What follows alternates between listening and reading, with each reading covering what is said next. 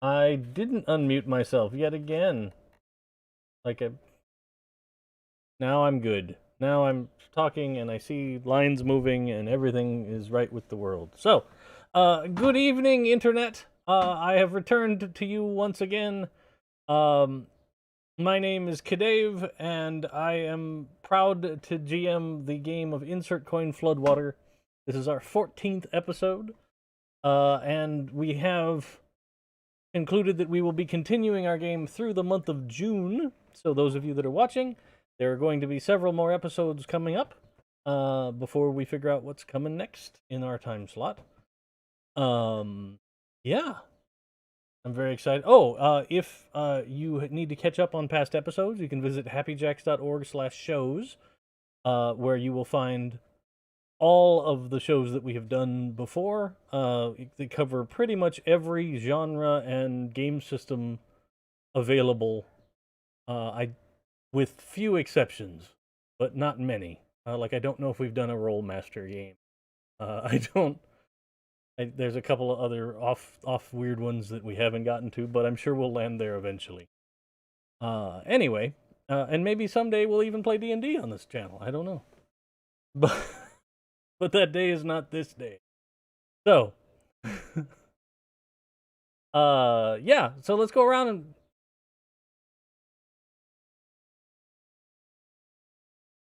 So you say. Yeah, I know. But I can still make the joke every time. So, yes, I should pass it around the table and find out who everyone else here is. To my left will be Jason.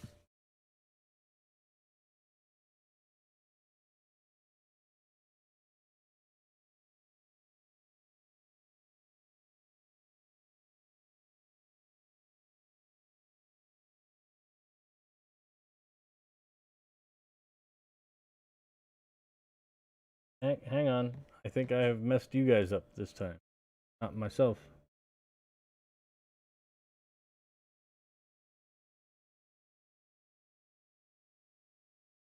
You know what I did?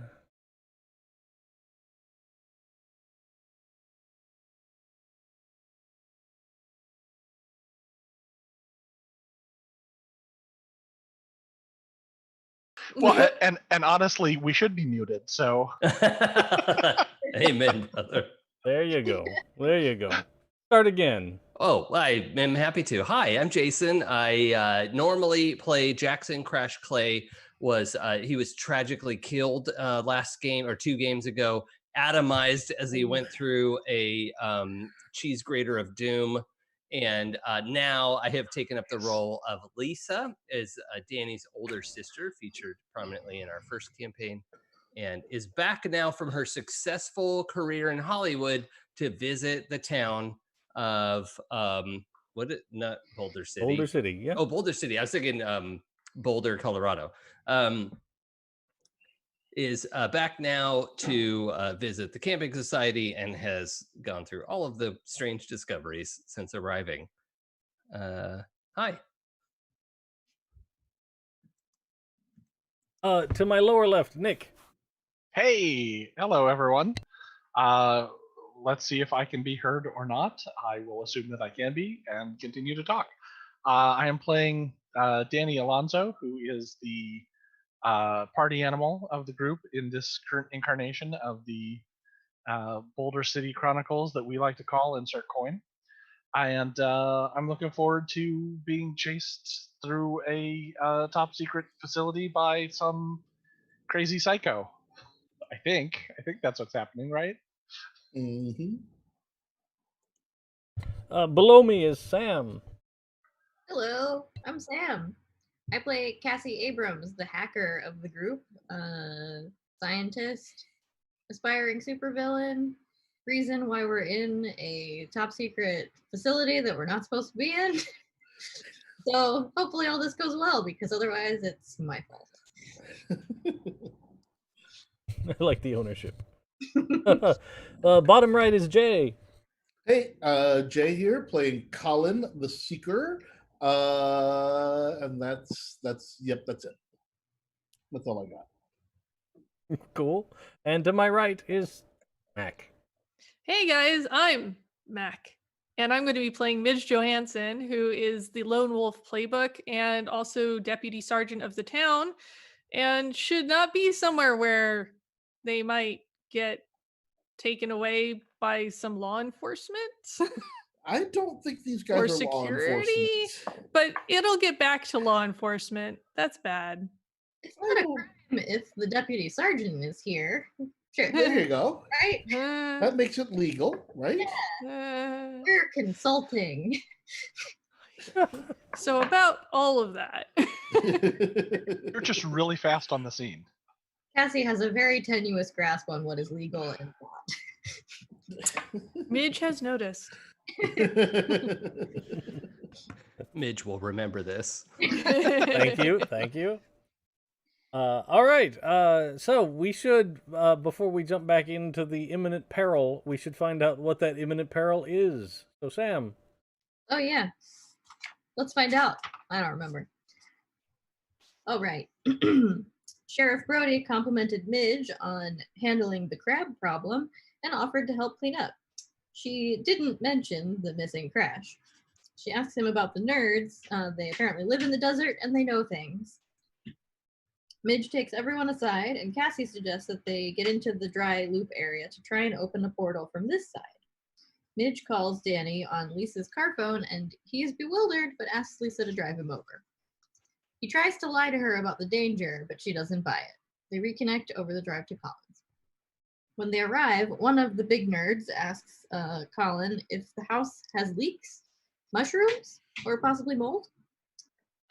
His weird device shows a high level on the fungus meter. Why does it have a fungus meter? Crash's skin, coincidentally, is a derivative of fungus. He might have got cooked a little. Cassie and Midge worry that he did that. He investigates the basement and then uses a bloodhound device to retrace Crash's steps. Cassie asks to take a look at the device and see how it works, while Sheriff Brody rallies the nerds to clean up the crab parts. Lisa walks up to a nerd and tries to lie her way into some information on what the fuck is going on here. While she's occupied, Danny asks the crew to fill him in. Lisa walks up and wants in on helping.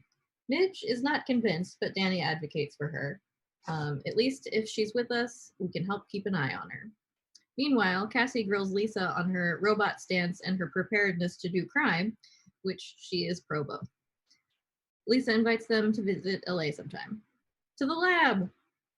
But first, someone should probably take the traumatized Maddie home. Midge comforts her and takes her home, letting her run the police lights in the car on the way back, while the rest of the crew goes to Cassie's lab, where the angry plant has divided into 2 angry plants now. Lisa is very curious, and Cassie blabs science at her, to the annoyance of Danny. Cassie calls her dad to get his help on building the tracker. After an hour, she still can't figure it out, but they do still have the electronic signature tracker. Meanwhile, Colin and Lisa chat about LA, and Danny is running back and forth, trying to lab assist and micromanage Lisa. Midge tries to call the nerd squad to borrow their tracker. They suggest a tech swap, and Cassie offers the plant samples. They do the handoff at the mailbox down the street. Cassie warns Chuck about the aggressive, self-multiplying nature of the weeds. She starts reading up on the thick instruction manual for the tracker. Cassie points out the likely target on the loop schematic map, a dry spoke with one of the nuclear reactors. They head out to the desert and arrive to the spot.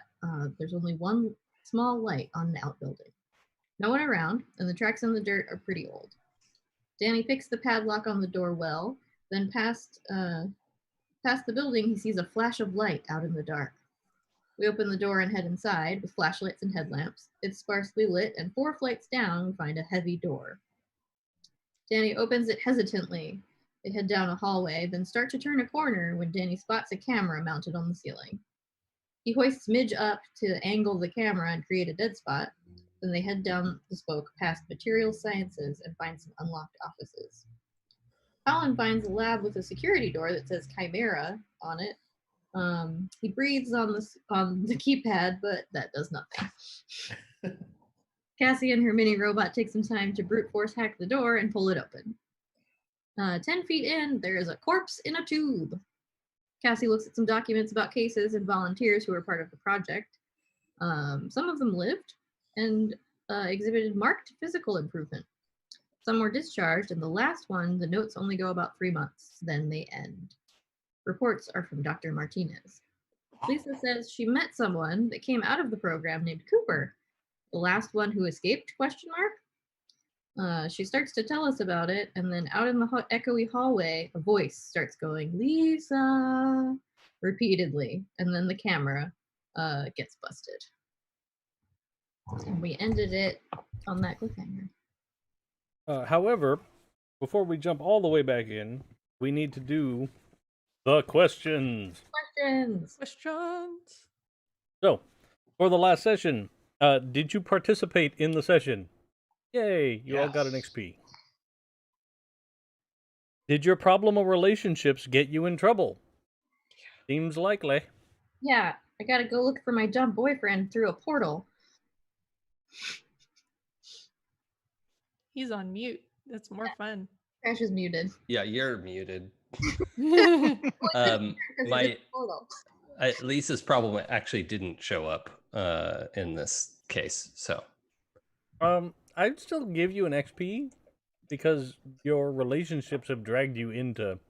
oh right, I don't have anything written down for the relationships, but you're right. In a capital R sense, yes, that's Yeah,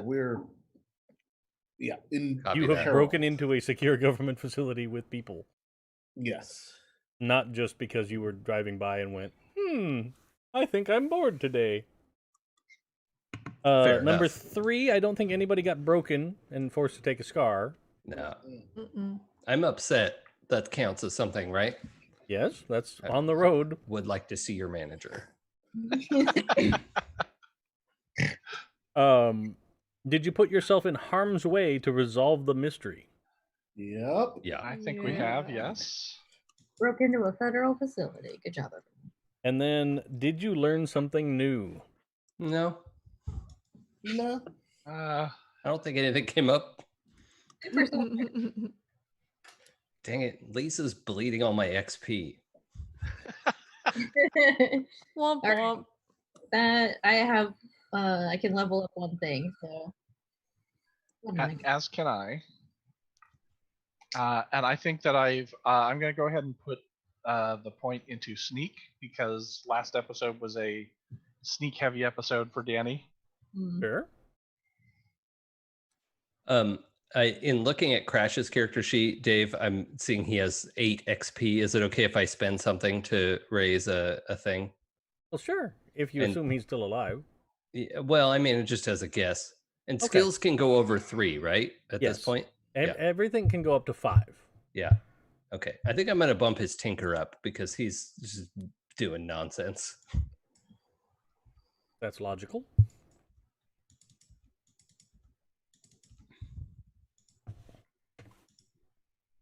All right. Get a little Kennedy action. All right. So, you Say have chowder. Please don't.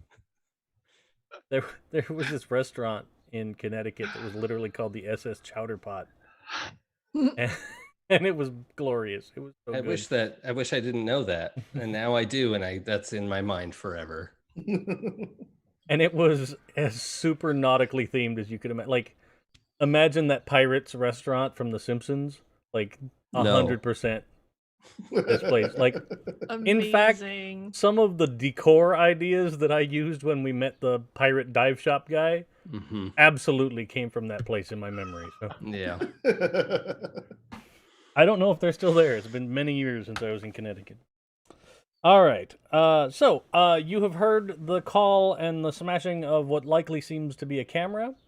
Down the hall, you know you've got maybe 100 yards between where you guys are and where that camera was. And I know Sam just read this, but we went in a room and there was a thing in a tube, and then outside the room something is calling Lisa's name. Yes. Yeah. Back in the hallway where you came from. But the thing in the tube is just still and dead. It appears to be a corpse. I'm sure it's Guy fine. is not talking yet. No, it is not, and it does not know Lisa's name. It's not reaching for you or Okay. Good. Lisa, who is that? I don't know. I always meant to come back and check, but I didn't. I honestly didn't think he'd still be out here. Is that Cooper, the guy you were just telling us about? Yeah, I didn't think he'd be out here all this time. I thought we got away. Do we need to fortify the room right now? Yeah, how dangerous Yeah. is Yeah, he's the fucking worst. Okay, so very. Got it. All right. I Is there want to any take other- a look around the room and see if there's, a big mag light or a baseball bat or a wrench or something. I'm sure And you can also- probably find something. Here's the classic for this sort of facility: the fire extinguisher. Sure, there would 100% be a fire extinguisher. If you were to say I found a baseball bat, I'd be like, okay, explain your reasoning. But a fire extinguisher absolutely would be here. No, I'll go along with the tropes. That's cool. Is What there- about a like a sitting stool? You know, like at your like a lab experimental stool. benches Sure, yeah. and stuff. Work stool. Okay, That would absolutely be something. I'm gonna grab up one of those. I definitely am drawing my weapon right now. Okay. Was there anything in the research notes that would indicate a weakness of some sort for these super people? I don't think they did like extreme, like basically it just shows a ramp up of physical attributes kind of thing. Okay. More like they're still people. They're not like bulletproof monsters or anything. So like that kind of deal, but you'd assume that they're going to be stronger and faster and tougher kind of Yeah. thing. Okay. But bullets from Midge's gun should still be effective, and it's not some mystical thing, so it's not like you need silver bullets or something crazy. Right. Okay. Okay. But they're not like wildly allergic to. I don't think they have any notes like that you'd... Okay, great. I mean, if you spend a bunch of time and do a lot of research into the actual, like, deep dive into the research stuff, you might find something, but you've only been in here for a couple of minutes. Yeah. Anybody else want to do anything? I'm messaging you something. Oh, Hold on. I want to look to see if there's like another way out.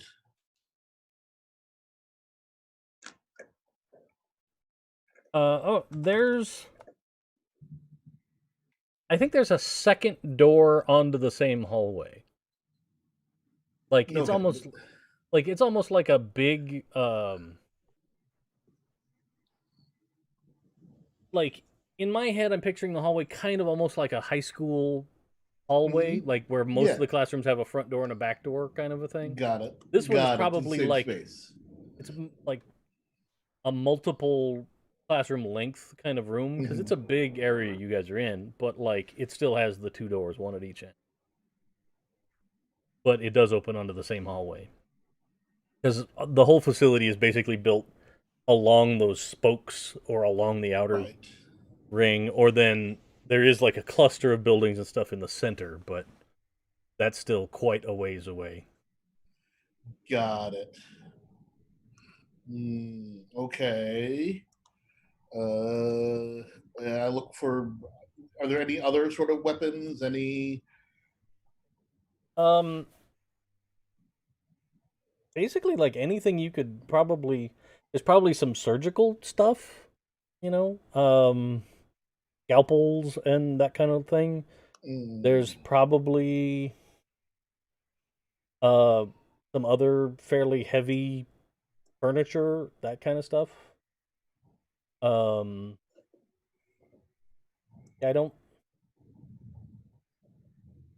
don't know what kind of weaponry stuff would...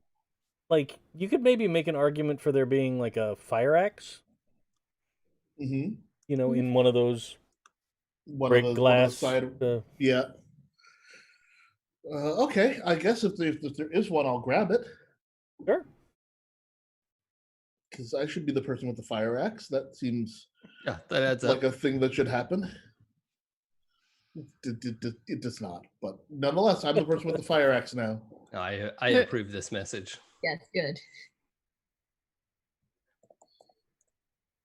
So I love this scene where we've all like scrambled and gotten these makeshift weapons, and then Colin turns around with an actual axe with a pick on the end of it. No, I like, mean it makes sense that the smartest guy in the room would be like, like, there's an axe in here, guys.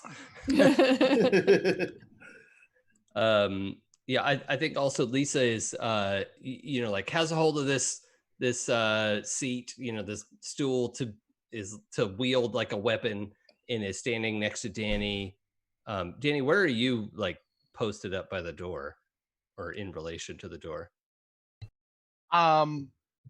I think that I'm just inside the door, like where the fire extinguisher would be. So when he comes in, I can wang him real quick. Okay, well, I think I'm standing right behind you and going like just a lot of repetitive, like I can't believe he's still here. There's no way he could still be here. A lot of that stuff. Ooh. Since this is a lab where they dealt with test subjects that were strong and possibly unruly, are there any sedatives about? You know what? Did I get it? Manacles. Give me a mind investigate. Okay. There are probably some of those like Velcro cuffs, you know, restraints. Okay. Like there'd probably be several, like in one corner there's several like gurneys, right? And on those they would have those leather Velcro-y restraint cuff things. Nope. Okay. So no, it doesn't appear that they left any pharmaceuticals. Okay. Yeah, I'm rolling with 3 conditions, so. Oh. Ooh. Gonna have to do something I'm rolling with 1. I'm hoping I can get somebody else broken. It'll be exciting. Woo! Then you can get that XP point next time. Listen, you all have to know. I know that you get it, but he's bigger and stronger and faster than you think. You don't understand. So hit him hard, hit him fast, and run. Hit him hard, hit him fast, and don't stop hitting him. Okay.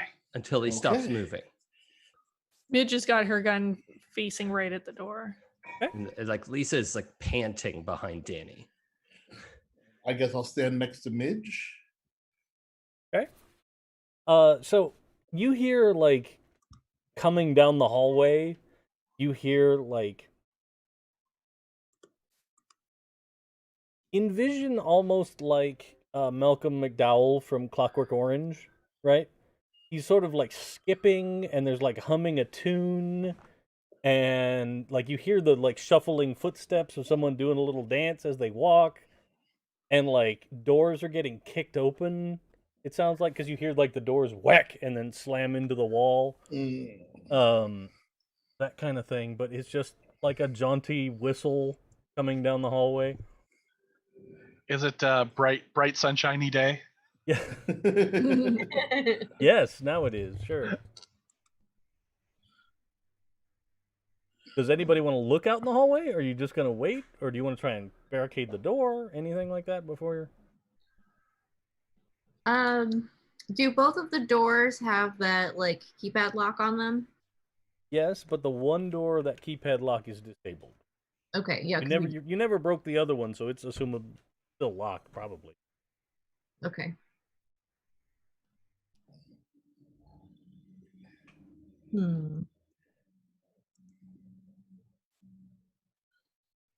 Does it sound like they're close enough that they'll be able to hear us if we call out into the hallway?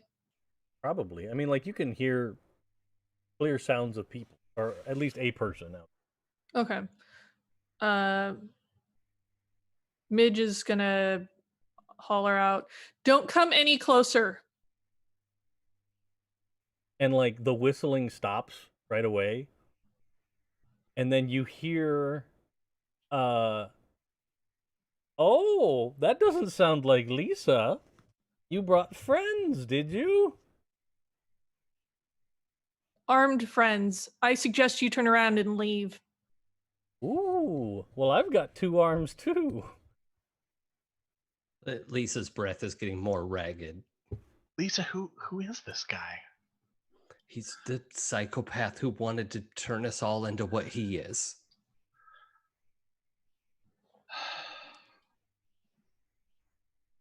Well, gave him fair warning. Wait, he's not alone. Be ready. There's at least 2 more with him. How do you know that? How? What? It's complicated. Just, he's not alone. And past the door, like in the hallway, you see just a bright flash of somebody running past, like super fast, right? But they don't stop, they don't come in, they just bolt past. If you want to try and take a shot at them or something, you can roll.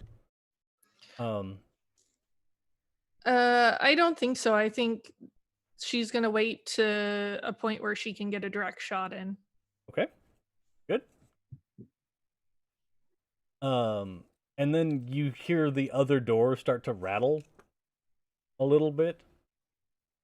And then you hear the voice again, and he's like, "Come on out. We just want to say hi. We've missed you."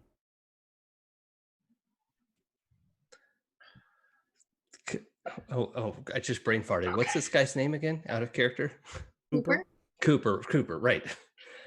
I'm just going to shout, Cooper, you get the fuck out of here and leave us alone. Well, you came back to my desert. This isn't yours. None of this is yours. It never was. Well, one could almost say that you were in my childhood home.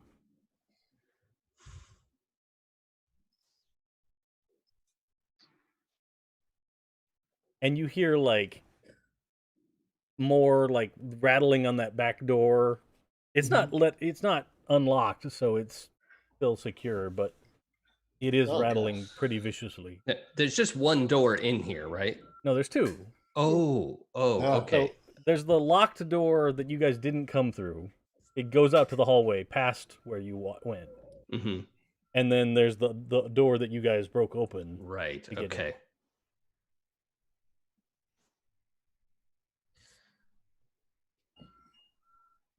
Sorry, Meg, did you say something? I was just thinking, Midge is probably going to call out one more time that I warn you again, we are armed and will use deadly force if you come in here.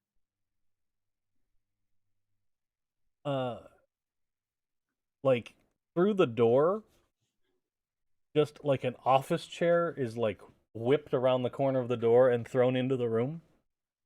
It doesn't hit anybody, but it hits like a desk and like moves it a foot. Ooh, That's terrifying. Not good. And he goes, "Well, deadly force can work 2 ways." Yeah, nope. Not good. Cooper, if I come out, will you let everyone else go? No. You can't do that. Absolutely not. Oh, it doesn't sound like your friends want you to go. Look, we can... This is not going to be pretty either way. At least all of you could get away. Unacceptable. Mm-mm. We stick Nope. together.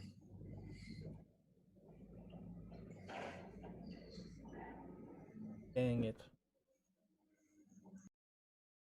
I misplaced a note with a name on it. Oh no.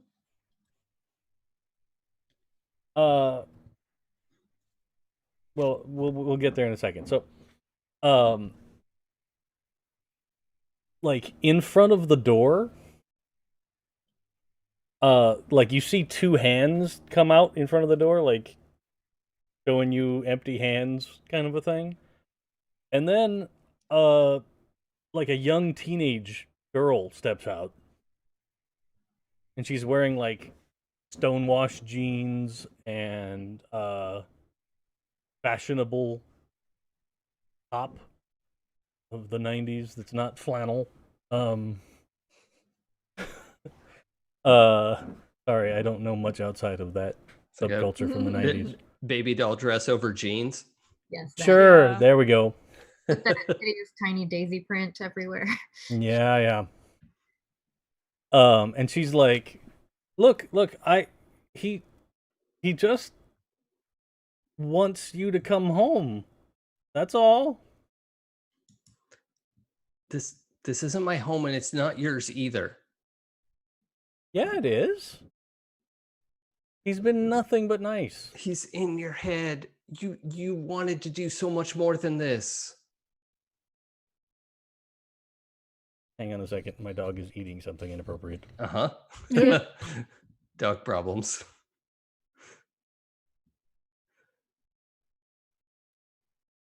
I kind of want to speak out and say something, but I'm afraid I'm just going to make things worse. By all Like, every means, time.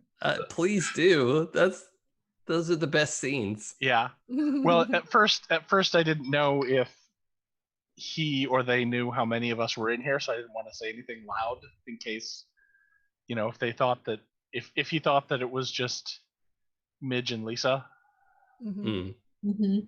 that maybe then we'd have some numbers of surprise. But that seems like that's not happening anymore. Mm-mm. No. You know, it's funny. My dog at the same time is having some distress. There's probably a dog out in front of our house, which is illegal according to Janet. Sorry. She got one of her toys stuck down in between couch cushions and was then attempting to destroy the couch to remove the toy. Yeah, that's a proper order of operations. Yeah, that sounds about right. All right. Sorry for that scene break. But this girl's like, look, he doesn't want to hurt anybody. He just wants you to come home. He's taken everything from you. Everything he said is a lie. Well, he gave you gifts. He gave all of us gifts. He could have told us what it was. Didn't it work? It's not fair. Danny turns and looks at Lisa. I'm looking at Danny like, what is happening? What's she talking about? Dave, is it safe to say when Danny looks back, Lisa's like 4 inches taller? Sure. Yeah. And a little broader across the shoulders. Yeah.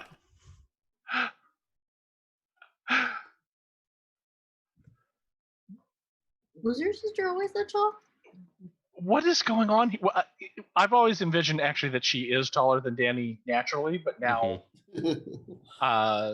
is apparently quite a bit taller than Danny. Yeah. Well, how tall is Danny?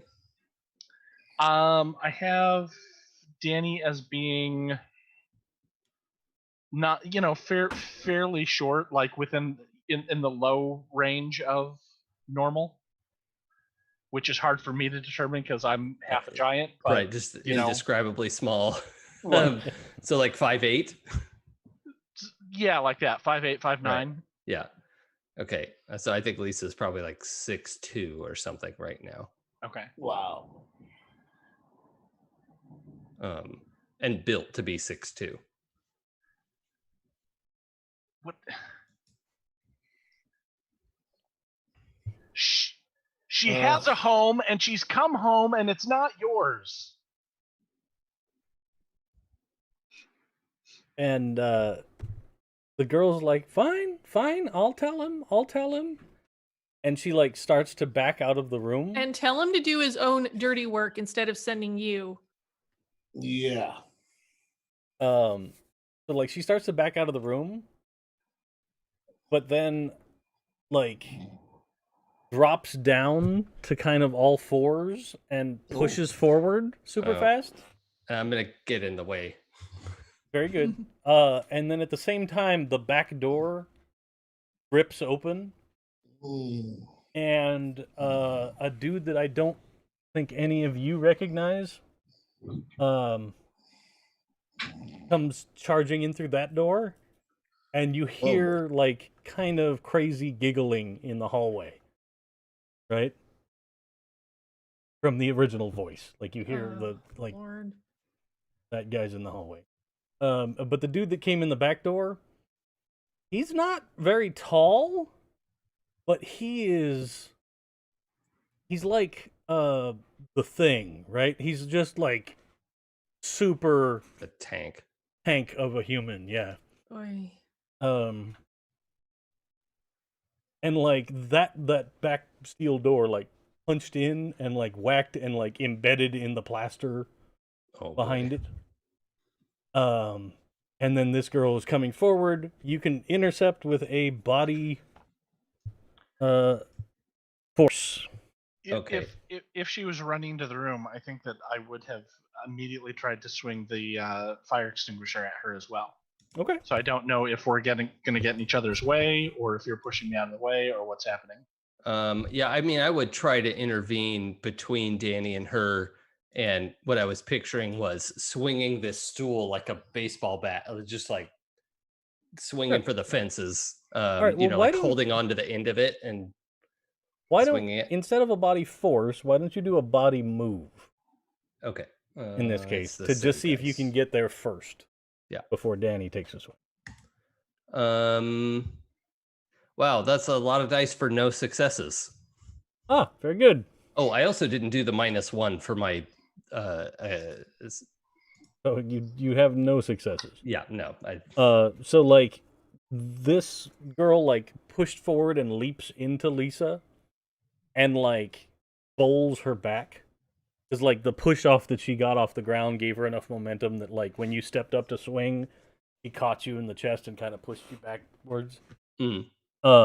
And you land pretty hard. Not like knock the wind out of you or anything, but it's a definite. It probably would have for a normal person. How dare you? Well, yeah, that's just the way it is. I got one success on a body force to swing the absolutely very good at her.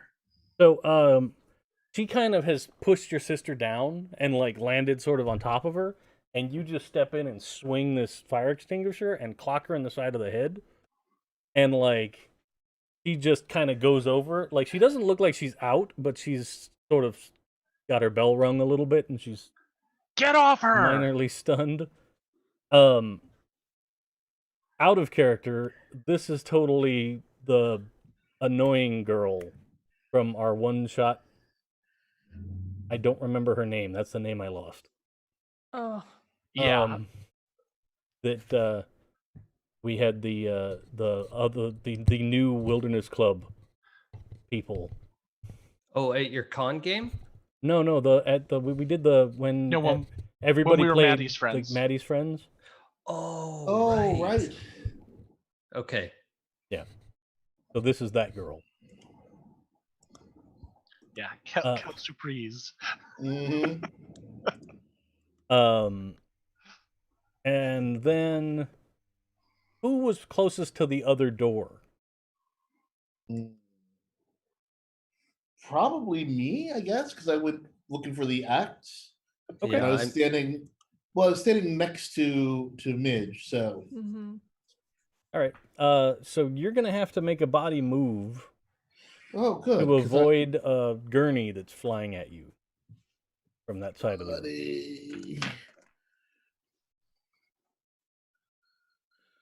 room. Body move. Plus, I've still got my condition of scarred, so that's. I don't know. Gurney Halleck was always faithful to House Atreides, and this just seems like a wild. I'm totally with you.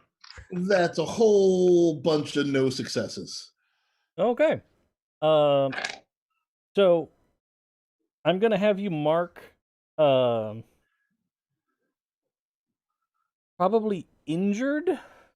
Oh. Because you take like you see this gurney coming at you and you try and move out of the way, but like it hits you sort of in the shoulder because you were kind of holding the axe. So it whacks you hard, and you kind of fall back, and now your shoulder's pretty tweaked. Oh if you- God. And the other dude, the burly guy from that side of the room, he starts walking across the room. Since it seems like they've got the one girl kind of managed for right now, can I squeeze off a shot at the burly guy? 100% you can. So I want to like shoot him in the kneecap or something if I can. okay. So do a body force. Body force, and let's see, that's -1 because of a condition.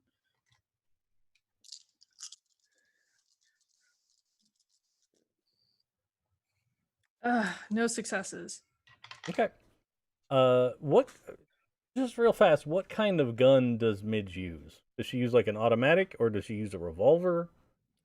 I don't know what would have been like a good standard issue at that time. I figure, like in Nevada, it seems to me like it's kind of a personal preference thing, probably. I mean, it's probably a revolver just because if she's gonna have a gun, might as well be cool. All right. So you you squeeze off a shot at that guy, but he manages to kind of not like dodge it like the Matrix, but like he sees that you're aiming at him, and he kind of steps behind one of the desks. Okay.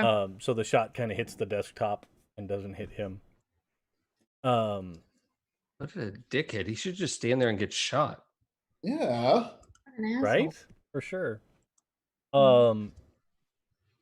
And from the hallway, you immediately hear, "Oh, you weren't kidding about being armed." And You gotta come here and find out for yourself, asshole. so then this dude steps in front of the door, right? And he's basically kind of got like the mountain man look to him at this point. Like at one point, like when Lisa first knew him, he was still pretty clean cut because he was like just out of the military and that kind of deal. Like he'd started growing in a beard, but now he's got like a full Grizzly Adams beard going on, and he's got like a long bushy head of hair. Great bushy beard. And he's wearing like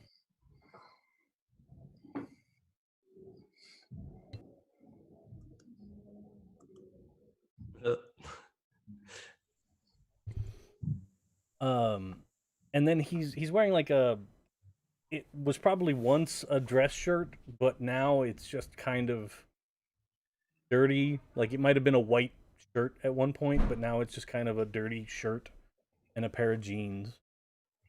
He doesn't have shoes or boots on.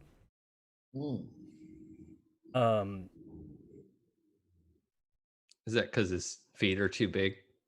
No, he doesn't have huge feet. But like he does. Is a huge butt? He does have like it almost looks a little bit like he's got some like additional bone underneath his forehead skin. Oh, Like a cranial ridge. A little bit, yeah. Like he's not like Klingon, like a whole thing going on, but like it definitely looks thicker than the average person. And it's thicker than it was when Lisa knew him. okay. Cool. Aim for the torso, Midge. Yeah. And then well, he steps in front of the door. Anybody that hasn't done something can take an action before on again. Let's see. You said there weren't any pharmaceuticals, but are there like chemicals, like bottles of like alcohol or anything disinfectant laying about? Probably, yeah. I would like to throw one at him. All right. But this guy, generally, let's make him flammable. So let's do Actually, can I have my mini robot throw it? Cassie's not good at throwing stuff. All right.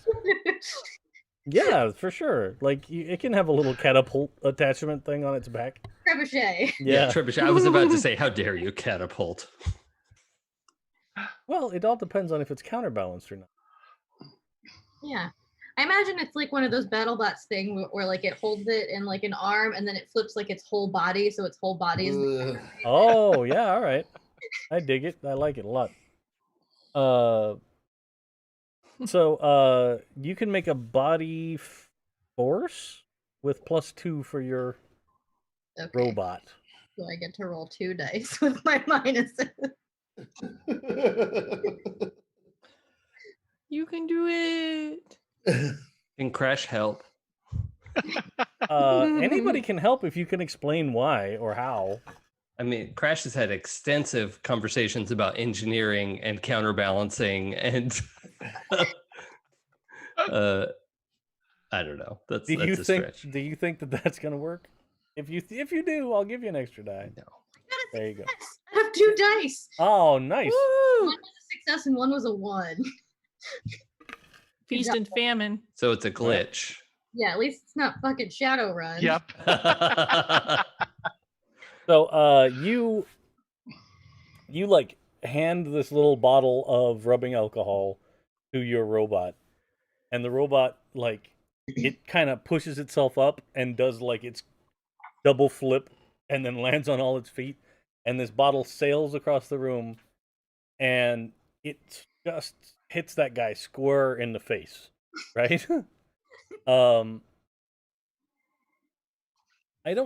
don't remember if they'd be like a glass bottle or not. Probably. If this is like 20 years old or 15 years old. Okay, all right. So it shatters across his face, and like alcohol just drenches him at that point, and like you can tell that he immediately is like, like your reaction would be if someone just threw a drink in your face,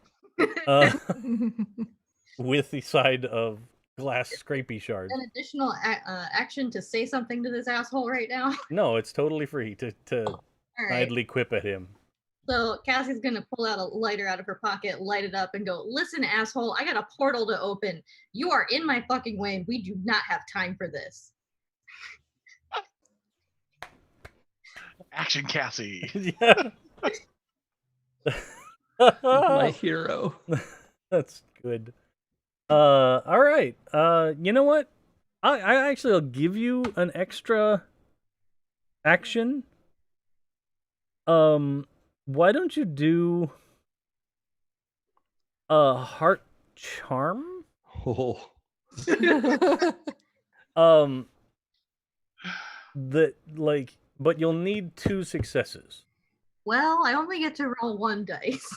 Oh, I see. Well, you know can I help? You'd probably get. Well, sure. I'm again happy to entertain ideas of help, but I think you'd probably get at least a bonus die for the lighter and the intimidation factor of like, Okay. your choices are to leave or I'm going to seriously light you on fire. So how would Midge help? I think she would like her eyes would flick just long enough to the side to where Cassie is and back to this guy and go, she's not fucking kidding. For sure. So you can get the extra die from Midge. That's that wingman power. Sweet. Okay. All right. I get to roll 3 dice. Okay. Woo! I got a success. Okay. So like he's not gonna just immediately be like, oh, okay, my bad, my mistake. But he is not going to take it casually anymore. Like he was just playing around mainly, like but now like you see that like he knows that he's in a fight. Like he's not, this isn't just like, ooh, ha ha ha ha, I'm messing around with you. So like in terms of a different RPG entirely, he'd be shaken. But like he's taking a minute to be like, oh yeah. And he's like wiping alcohol out of his eyes where it's burning mightily. Yeah. So I think everybody but Colin got to actively do something. Oh, you're you're on muted. mute. Moot. Guess I'll take my injury, and there's a guy at the back door. Yeah, the very bulky dude. Oh God. I'm gonna try to do something real stupid. Yay! Yay. Is it hatchet time? Well, see, that's the thing. Like, I mean, granted, we're trapped here, and this guy seems like he's bad news, but I don't want to hatchet him because that's a little much. I'm gonna like swing the axe around and like jab it at him to sort of get him out of the way. Okay.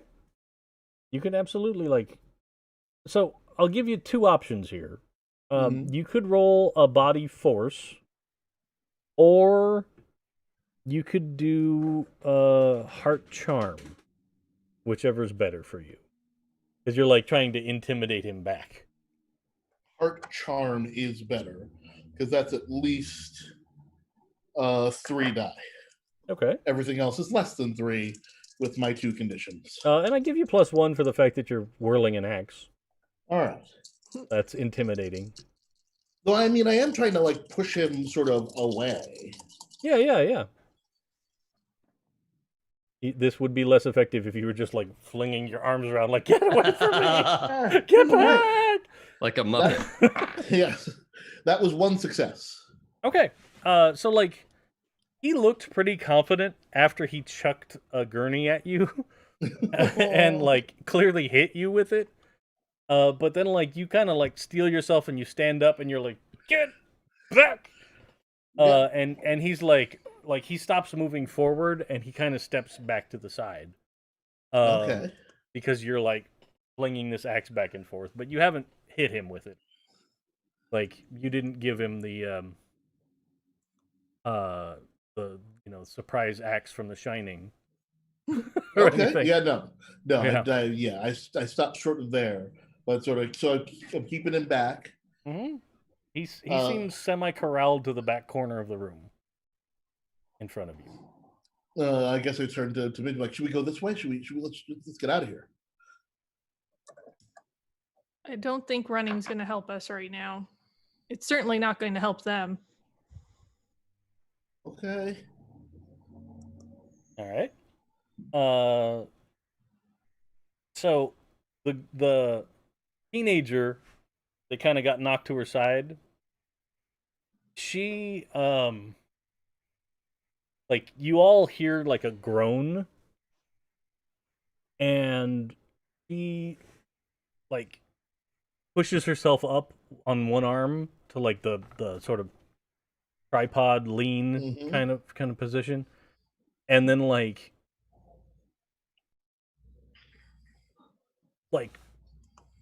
you think like she's just kind of struggling to get up, but then like she pushes off the ground again and is trying to grab the fire extinguisher and disarm Danny. Am I kind of down on the floor with her? I can't forget. I mean, I don't remember exactly. Like, she knocked you down and then Danny knocked her off of you. Yeah, okay, so we're kind of next to each other. Yeah. Okay. Yeah. So, Danny, you can try and do like a body move to get out of the way? Or what approach would you take to someone trying to take your weapon?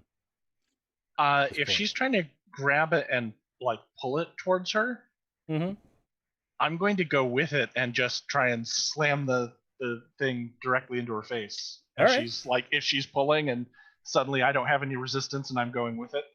Sure. So do body force then. It's a classic stop hitting yourself. Yeah. body move would have probably been better, but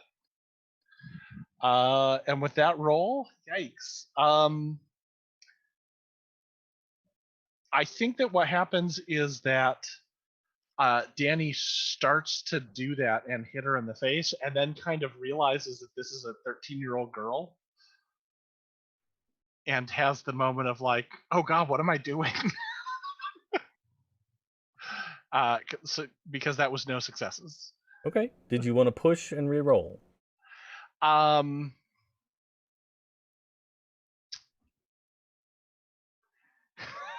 You know what? Sure. Let's all get messed up right now. Hey, that was an excellent roll because that's 2 successes. Oh, okay. I will take probably upset at this point. You're Upsetting. Yep. like, Yeah, this is an upsetting situation. For sure. So a momentary pause while I go, "What am I doing?" And then like, "Oh, right." Wham. Yeah. And you clock her right in the face with the butt end of the Yeah, fire that's exactly what extinguisher. I'm thinking. And like, you're not certain, but you're pretty sure that this girl has a broken nose now. Like, it seems tweaked and there's blood, and she's like like kind of dazed, kind of like her expression looks a little shocked, like that guy just hurt me, like that kind of look. Right. And like Mouse isn't supposed to hurt the cat.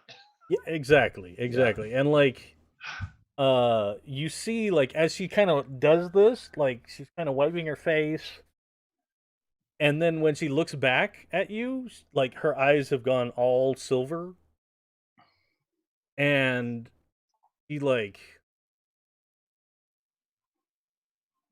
she doesn't get bigger as much as she gets like elongated a little bit. Like, it seems like her, like the way the muscles are attached to bones are changing underneath her skin. Like, there's even like a ripple you can see that goes down her arm, Mm-hmm. kind of thing. And it's super creepy. Like, it's like transformation in American Werewolf in London. no, it's not that like extreme or like graphic, like tearing and rending and stuff. But it's like you see the muscles underneath the skin kind of ripple and like slither and look like they're changing a little bit. Because I mean, like, that's kind of the way our muscles and strength work, is like based on the anchor points and like how we can bend. So like you'd assume that those have moved and like anchored slightly differently at this point. 1 second. I do not like this at all, guys. And that was the night that the entire group died. Tried to save you. I might not. I have an important question for Lisa. Does she keep any hairspray or like that 90s Bath and Body Works like fragrance mist in her purse? Probably. I just don't know if she would have brought her purse down here. I'm trying to imagine that. When did she have time to ditch the purse, though? Well, we drove out here in her car, right? And then Yeah. we just parked and came inside. Uh-huh. I don't know. Is that something you would leave in the car or bring with you? Somebody would steal your cell phone if you left it in your car. Well, I mean, Well- that thing's the size of a backpack by itself. Oh, yeah.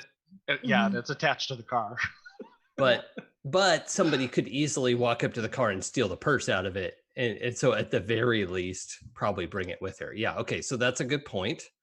Mhm. And she almost definitely has at least the small can of hairspray. You know, those little like half can Yep. Half shorties. can of Aquanet. Yeah. Oh man, Aquanet. For Yeah, emergencies. catch up. Yeah. Cool. Yeah, although she has probably dropped her purse at this point. So what was going to be my next question. Is it a one shoulder or a crossbody? Because if it's a one shoulder, she definitely dropped it. Yeah, it was probably one shoulder because she didn't think to go crossbody before all this started happening, and then Right. her mind was elsewhere with what was happening. So, Makes sense. Yep. yeah, good question. Yes. Was the 90s when we had those little like boxy, like it looked like a little mailbox, almost like a boxy purse on a strap? Am I misremembering that? That's not a thing. I remember there was a box that like opened up with like had like a magnetic snap on it or something. And Yeah. Yeah. Always been kind of a mix of purse styles. I'm sure that existed in the 90s, though. Okay. If that's what you want her purse to look like. Yeah, I'm gonna go with a little like rectangular purse box. We have Box discussed purse. the important location and contents of Lisa's purse. Very good. Yeah, although we have also established that Lisa has dropped her purse before all of this really got as this all got going. All right. But speaking of that, with Danny handling, sorry, what was the girl's name? We knew at one point. Oh, that was the thing that we didn't have. That's the lost name. Okay. Annoying Teenager 03. Probably started with an M. Or Clarissa. Oh.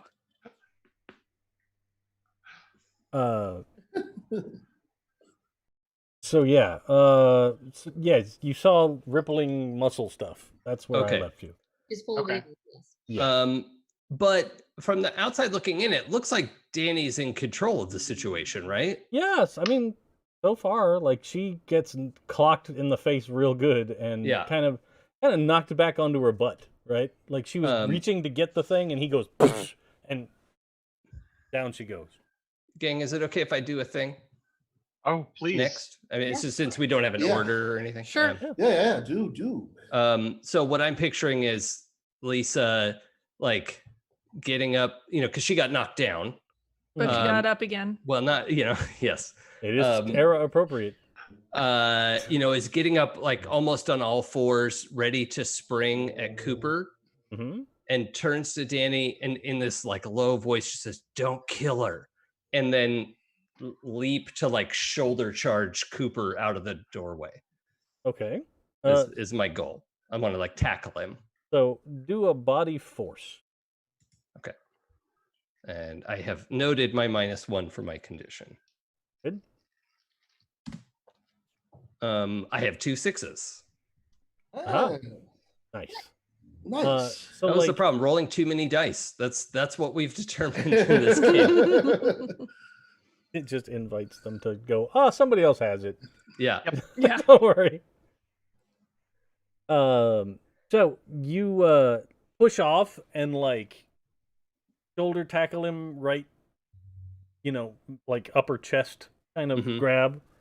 Classic football sort of tackle. And like he kind of like for a second it feels like he doesn't begin to move. Mm-hmm. But then you feel his shoes, like his feet, not shoes, his feet slip out from underneath him. Probably because alcohol has drenched the floor around him. Yeah. So he has lost his footing and then slides backwards. Like he doesn't go down, but like you hit him and it it's like those those tackle training things that you see. Well, yeah, that's what I was picturing. Like a stuntman showed me how to do this because this was the scene we were doing. Like all right, but like not for Beverly Glen for a side project, but where like it's like 4 padded shape of a football players on like a metal ski thing, and like the coach stands on it, and then the guys have to grab it and push it. Right, like it's like you hit one of those. Okay. And you pushed him back out into the hallway, but he hasn't gone down. Okay. It was for that episode of Buffy, and he said, "Never ever do this, or someone will get hurt." And you did that. Yes. Yeah. Exactly. Okay, well, I think that's it for me. Cool. Yeah. Well, at this point, I think everybody else gets to make of their. Yep. Definitely gonna try and shoot this guy. Okay. Let's see, that's gonna be body force, right? Yeah. And I'm at a minus. I'd give you at least a +1 for your service pistol. I should have done that before. Sorry. Okay. I keep Thank forgetting you. like non-special item Yeah. give you bonuses. Oh yeah, did I pick? Oh yeah, my fringed leather jacket. I don't think Ooh. that's come into play. 2 successes. Two successes. All right. And you're still aiming to like disable this person rather than kill them, right? Yeah, at this point, because if she can disable rather than kill, that's what she's going to do. Okay. With 2 successes, I'm gonna say that like Colin forced this dude back swinging the axe, Mhm. and it exposed his lower half. So you take your shots, and you basically like kneecap both legs. Oh no, I was sorry. I should have been clearer. I was Oh. aiming for Cooper. Oh, Cooper. Cooper. Oh, okay. Cool. Yeah, No. because he hadn't been in the room last time I took a shot. Yeah, rock on. Okay. We can fix that, no problem. So It's complicated because now Lisa's there, but yeah, but you got 2 successes, so it's fine. yeah. If Oh you'd my gotten gosh. no successes, then I'd have Lisa see what happens. You're like, cool, I tackled this guy. Awesome. Pow! Oh! A shot in the back. Sorry.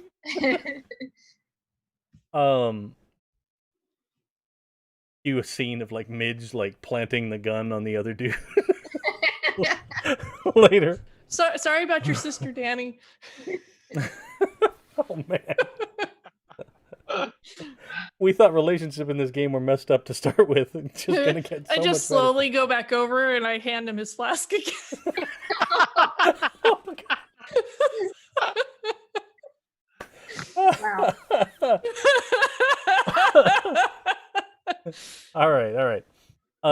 In all seriousness, though, so Yes. Lisa has pushed this guy back, and you managed to. Are you aiming for legs or? I was gonna aim for legs, but if she's gonna be, is she in the way of that? I mean, like, if that's where you want, like, you're gonna hit this dude. Yeah, I mean, I Um, was aiming for legs. Okay. So I'll say, you take 2 shots since you got 2 successes. Hmm. You hit him once in like the right thigh, and once, like it looks like in the left knee area, Okay. right? And like immediately he's like ah, and lets out kind of a angry pain grunt noise. Like Okay. not like screaming like ah, I've been shot, oh, holy shit, but like someone that is somewhat resistant to that level of pain would say, even though they are damaged by it. Yeah. And I would tell him, this is your last chance to turn around and leave.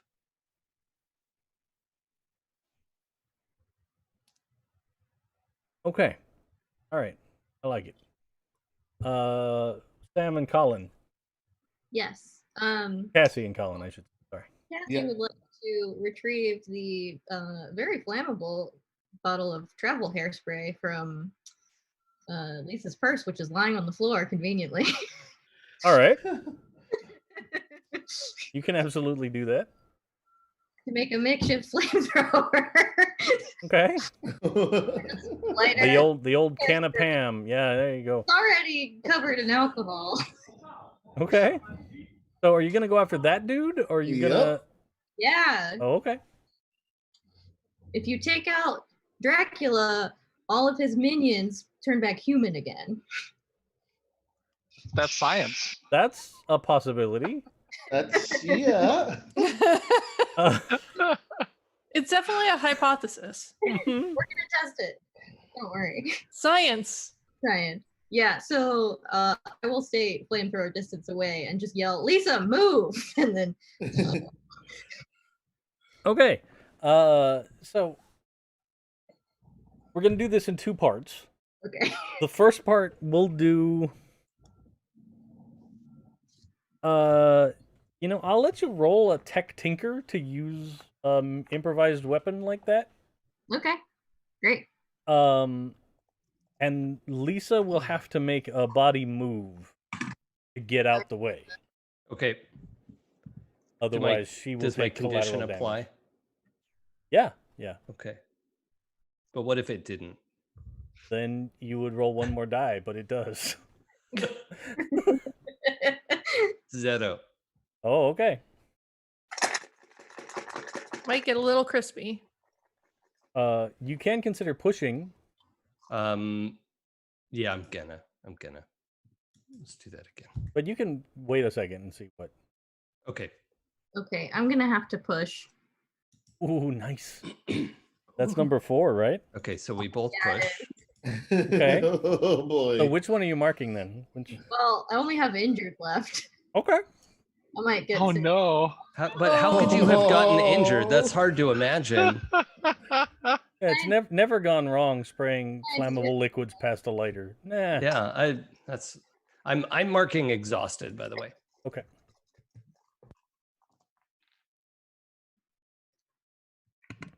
I got 3 6s. Okay. Yes, the roll of the beast. And I got 2 successes this time around. So I saw that look and I was like, "Uh-oh, is this gonna be did it go horribly or did it go That really was well?" so worth it. All right. So, you step up and you're like, "Lisa, move!" And you like hold out the lighter and the can and you start to spray and this gout of flame comes out. But the hand that's holding the lighter, you get some spackle burns on your hand. Yeah. But this big dragon tongue lick of flame reaches out. Lisa, you like push off to the side. Like you kind of like, since you were kind of holding on to him, you sort of use his body mass Yeah. to move yourself. And this dude's like whole shirt and beard, and, like just a big torch of flame. hmm And he like immediately starts to scream like, "Ah!" Like this time it's not the like I'm tough. It's holy shit, my whole self is on fire. So he's Your just assessment is correct. he is stumbling backwards and batting like the traditional like Hollywood stuntman in the flame suit that's like Oh like- god. like that whole thing is going on. Got it. And he's like stumbles backwards into the hallway. Then Colin, you can take him. I guess because there's still the one guy in the back there. Yeah, he is the least hurt of all of them, considering he is not hurt at all. So then I guess I'm gonna try to really scare him away. Okay.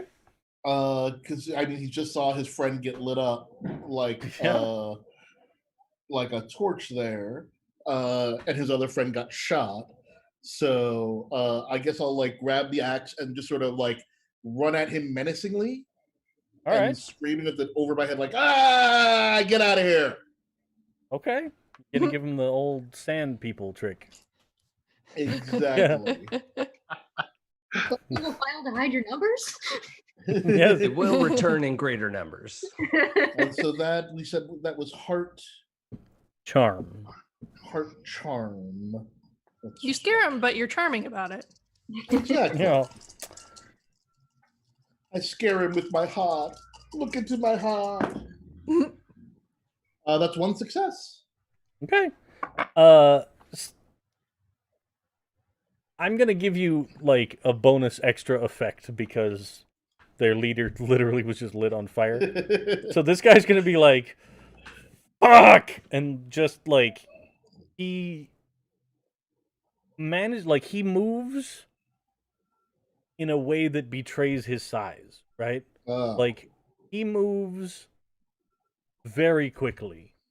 You'd assume that this is the same shape you saw blur past the door originally, and then he was Right. rattling this back door.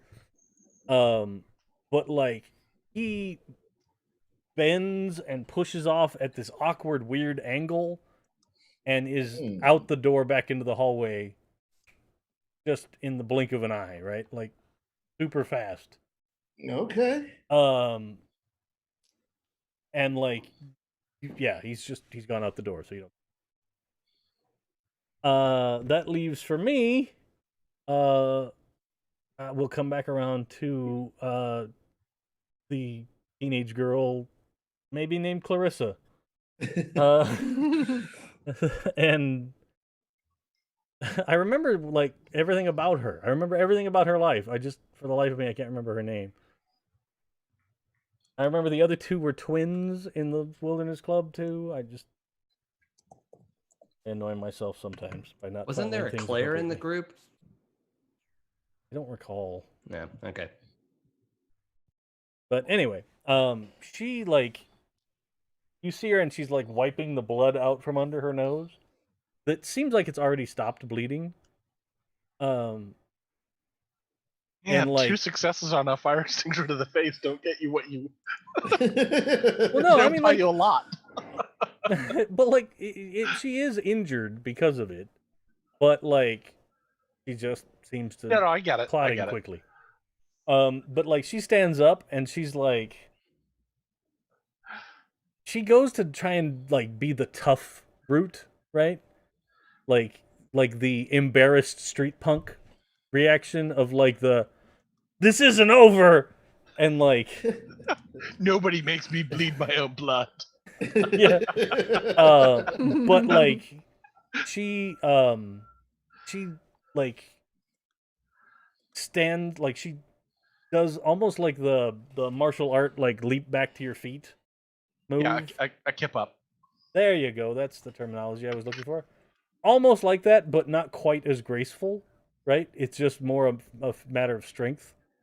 And like she grabs a desk by the leg and like just shoves it behind her to like put some space between you and Lisa and her. And like he swings this desk around like the same way you could do for a desk chair. Mm-hmm. Right? She just grabs the whole desk and goes whoosh, slides it behind her, and then proceeds to run out the door. Into the hallway, where the guy out there is still screaming. And don't come back! Okay. Anybody gonna pursue them into the hallway, or are you just gonna be satisfied with your win? As long as they fuck off and let us do what we're here to do. Seems somewhat likely. Like, you hear like feet retreating down the hall. It's just those two that ran, right? We're still dealing with Cooper? No, Cooper's on fire, and he's stumbled out into the hall. Oh, I see. Okay. Yeah. Like, and you hear him still screaming out in the hallway. I burned very badly. Man, you guys handled these people. I'm surprised and somewhat impressed. Yeah. Yay. Yeah, I think we are too. Uh-huh. Yeah. Both of those things. I will say, this is the closest that Cassie has gotten to actually killing somebody. Yeah, she was gonna go full murder hobo. Yeah. I'm excited to see what happens because of that. Yeah. So you hear them kind of retreating back down the hall. Lisa, are you okay? I'm fine. I'll be fine. Cool. That's what people who aren't fine usually say. Well, I can move and I'm breathing. So here we are. What?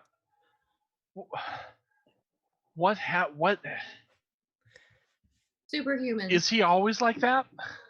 He was an experiment. He escaped. He recruited us when we went camping and gave us something to make him like him. And I left before it was done.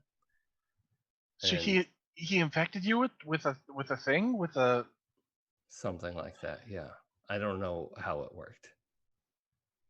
is It's- is Lisa like deflating into normal sized or does that happen off camera or is she still super?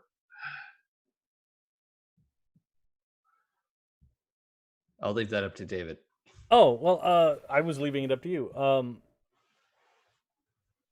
As far as I'm concerned, like, it really kind of depends on her emotional state. And, like, if she's still kind of hyped up and still, Yeah. like, at this point has 1 or 2 conditions. 2 conditions, and Yeah. also was, party to a flamethrower situation. Yeah, yeah. I think like her shoulders scorched, and she's got that intense look, a bit of that silvery glint in her eyes, not like the others were, but Sure.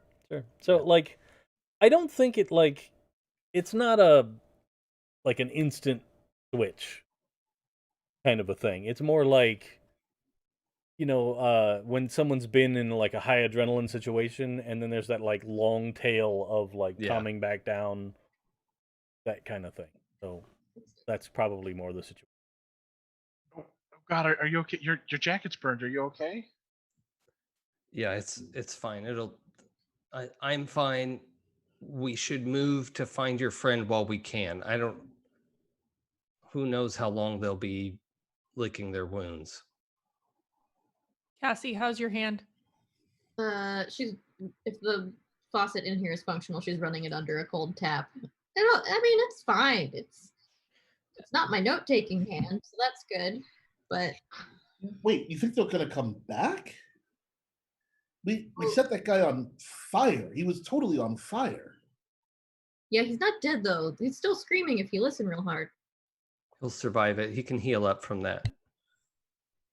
I will He send can what? if He can heal from that? Jesus. Oh, this is okay. All right. And they're brainwashed to help him. So Can you heal? Are you Wolverine? Danny, that's I'm ridiculous. sorry, just a weird call. Danny, call back. Wolverine's a made-up character, Danny. Yeah, and so if you told me that there was some guy who could heal up from being burned like a shish kebab, and I saw her nose just like stop. I mean, I slammed this into her face. Oh geez, I slammed that girl's. Wow. Look, But so yeah, he's a fictional character, but you're telling me that that's well beyond. If I got hit in the face with a fire extinguisher, I wouldn't be fine in 2 seconds.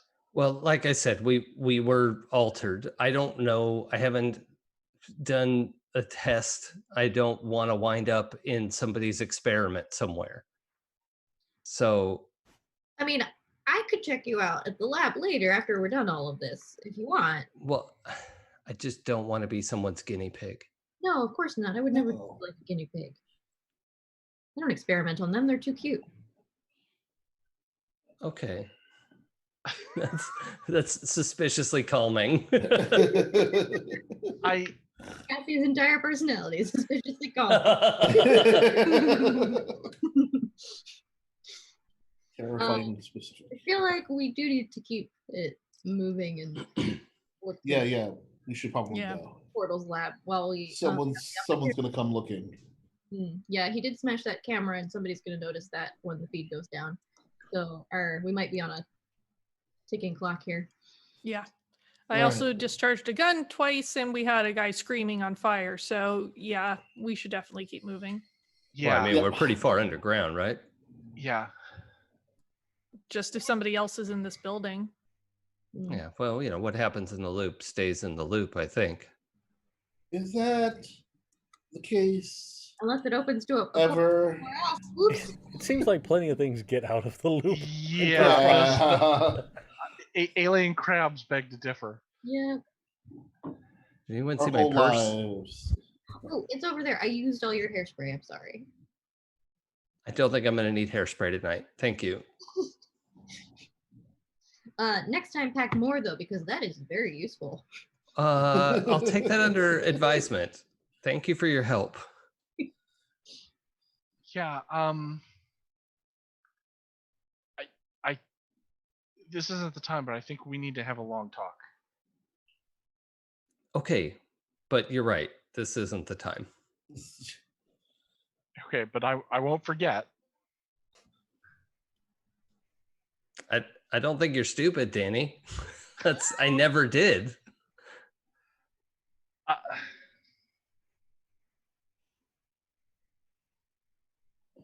Cool. Yeah, so we need to find this portal thing, right? Yep. Yep. Okay. Let's go. Yeah. You guys get back out into the hallway, and you don't see any sign of the rest of them. Like they fled back in the direction of the exit. But you can see, like, down the hall, like, almost all the doors have been slammed open, and the little windows in the doors are busted out. You know, like, there's been, they were clearly messing the whole place up along. But you start heading down the hall, and Cassie's got her little map, so it's not that hard for you to figure out how much farther you have to go. But you get, I mean, like, it's another, like, 10-minute walk to get to the first reactor room, right?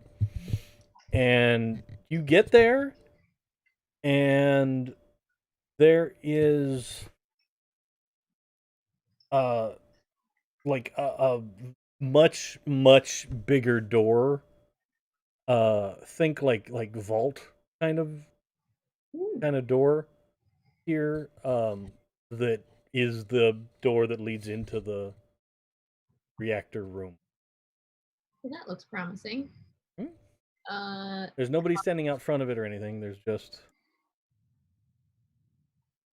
Do we see any like cameras or any surveillance in this area? Yeah, there must be. Yeah. There's probably a pair of cameras that aim down at the big vault door. Okay. We're gonna want to do a move on those. But you guys, if I remember correctly, one of you took the, like, cameras aren't a problem for us anymore choice. Yeah, I think so. Yeah, roll. I took +1 going. I took 1 going forward instead of learning something new. Right. So, it's not a big issue for you to be like, oh, okay, well, here, I'll hoist up Midge again, and she can just scooch it up a little bit. So, like, it only is now showing, like, the top part of the door instead of the whole doorway. Now, getting the door open, you will have to do a little bit of finagling, because it's a pretty secure kind of a... What type of it's an electronic lock situation. Okay. There's like a keypad, and then there's like a swiper thing. Yeah. Okay, I know this didn't work before, but but I think it'll work this time. You want to breathe on it? Okay. Danny uses moist breath. It's very effective. Well, let's see about that. Yeah, we'll find out. What is this again? Body sneak. Everything is larcenous is sneak related. Okay.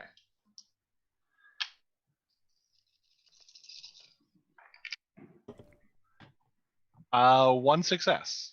Okay. So 1 6. You kind of bend over, and everybody almost has the reaction the rest of the group did of like the, oh, for crying out loud, right? Like this who's ever heard of breathing on a digital keypad to make it open? But you do, and like it shows you clearly the 4 numbers. Because this door most likely has more recently been used, right? So it's still got some oil from fingertips. Right. So you have the 4 numbers. So I think that's probably just a plus for someone else to do a 100%, right? Like somebody wants to do or I can go ahead and do it or try it again if people want. My body sneaks pretty high. Well, in this case, if you want to try and use the numbers that Danny uncovered, I'll give you like +3. So mind comprehend. Oh, mind comprehend is less good. Okay. Actually, mind comprehend isn't bad, but I'm down for whoever wants to try to open up the store. Okay, so it looks like it's 4, 2, 9, 6. Or at least, I mean, I don't know if that's the order, but those are the numbers. Well, there would be X number of permutations that you could combine those into. So I guess we could just start trying them, unless it has a limited number of entries before it locks.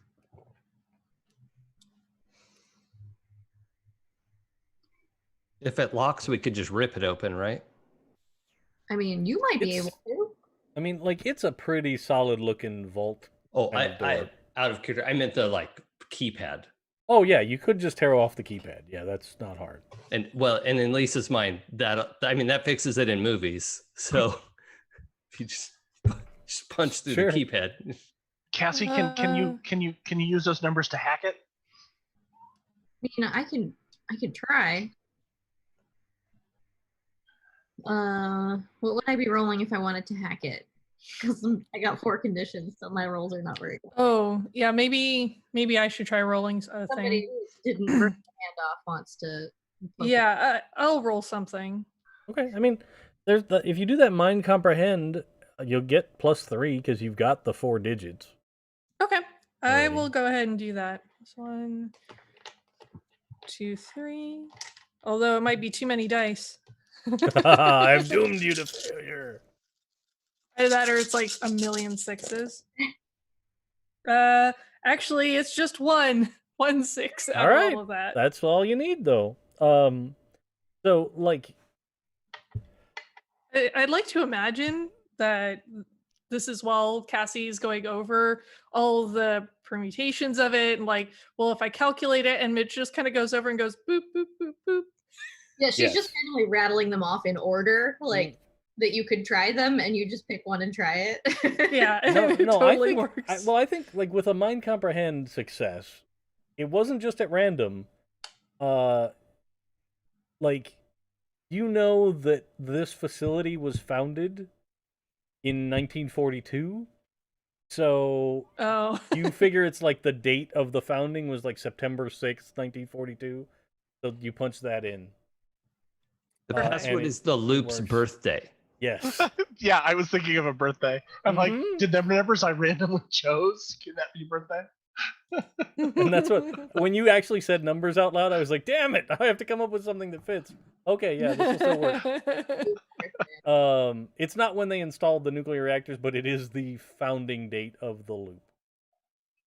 Awesome. So you punch in the numbers and you hit the button, and like the light above the door goes from red to green, and then like you actually see like the big bolt like mechanically retracting, and then it's like when you see in the movies, like in war games and stuff, when they show like the doors on Cheyenne Mountain, right?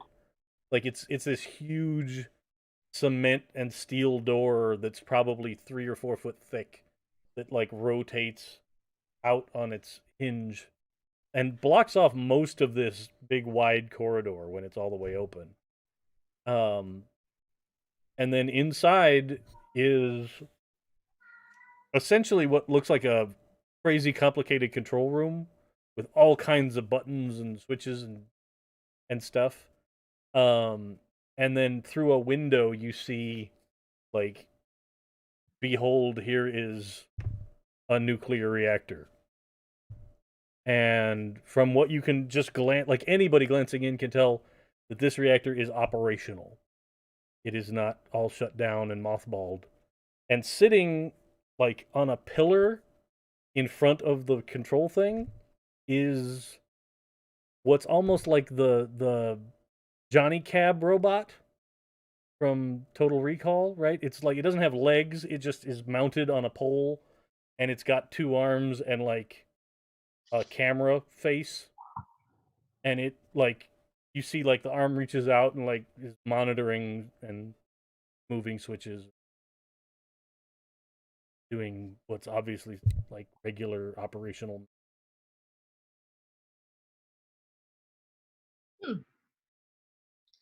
Does this robot look sentient? Or does it? It didn't react in any way to the door opening. Okay. Like, it seems like it's programmed to just maintain whatever levels are needed for not destroying this part of Nevada. Cool. And I'm going to let him do his job and search the room for information about portals. Okay. So why don't you do mind investigate? Okay. Or any, like, you guys can all work together, so everybody can make a mind investigate roll. Cool. Can I use my little robot to scurry around and look through things? Sure. Cool.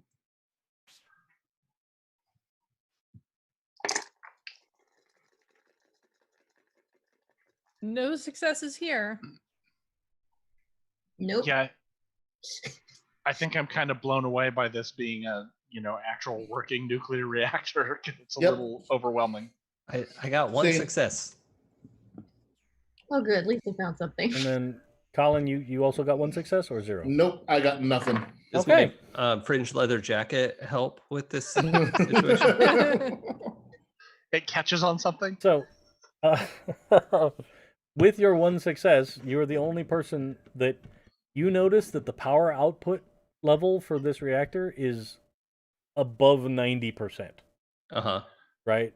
Like, this thing is cranking out megawatts of power. Right? Can we say that I'm hearing like a whine from the transformers or whatever of like? Well, you would absolutely be able to hear like the high pressure steam that's being generated and then piped away to move the turbine. Yeah. Okay. So yeah, I think Lisa doesn't know how to describe it, but she's like, does anyone else hear this like high pitch? It sounds like something's under pressure, like a steam cooker that's about to cook. No. But you Like a steam cooker. Oh yeah. Now that you mention it, yeah. And you know what? It smells suspiciously like Easter plastic hay in here. No, I'm just.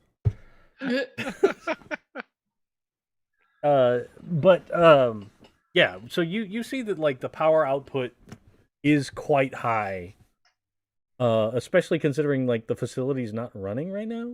Yeah. Like, this reactor is putting out enough power to like keep Las Vegas lit. Still, I don't think Lisa would understand all of those instruments. So I think she just points to like, is it supposed to be doing that? The needle's like all the way over and it sounds bad. That is excessive. Yeah. That's not supposed to be like that. So it's probably like out of the acceptable range, like into like the red zone. Yeah. No, like it's still in the okay. Like it's okay.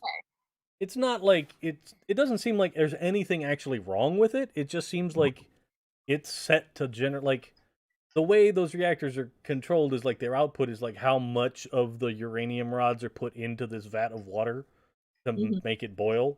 So like it is set to be generating near the top end of its capacity.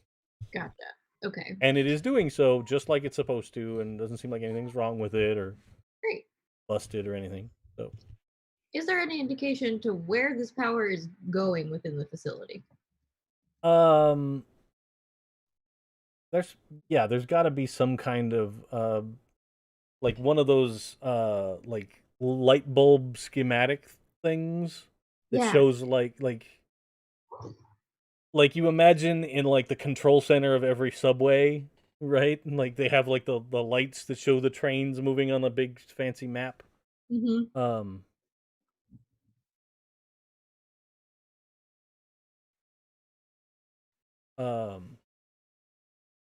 But so like you can tell that most of this power is being routed to the big particle accelerator thing. Okay. And that it is fully charged up and running, right? Okay. You can also tell from here that the 3 other reactors are also on and are also supplying similar levels of power. So the facility is using power as if it was fully operational, Yeah. like Crazy. the second Death Star. Just need to find that control room, man. Where is it? Oh, okay. So does this schematic have any information about like what the sections are for? Probably not any more than you kind of already have.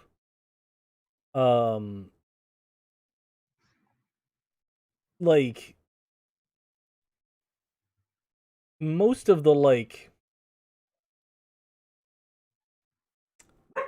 public knowledge kind of research stuff took place at those buildings in the middle. Mm-hmm. And stuff like that's where like your parents worked, and that's where Crash's parents worked, and that kind of stuff. Sort of the farther out along these spokes you went, the more weird stuff was going on. Okay.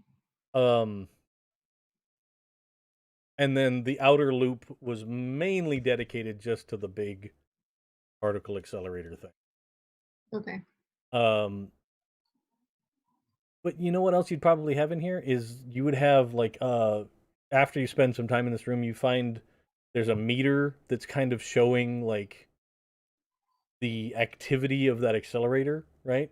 And like it's essentially accelerated a bunch of protons along the circumference of the thing to like almost the speed of light, right? Like it's crazy up there in the power output range and like all of that. But like it's essentially just it's not colliding them, it's just got Okay. this string of matter like a giant scary pasta noodle that's flying nearly the speed of light in a big circle around Boulder City. Ooh. Well, that's worrisome. Scariest pasta imaginable. That's all you had to say. Yep.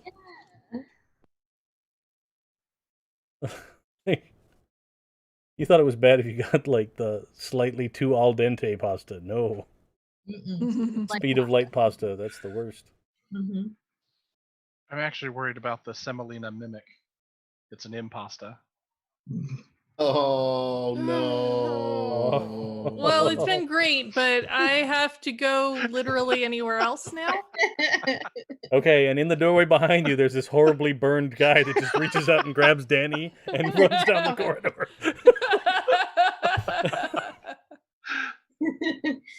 Oh, bye, Danny. Nice knowing you. Good seeing you. Bye.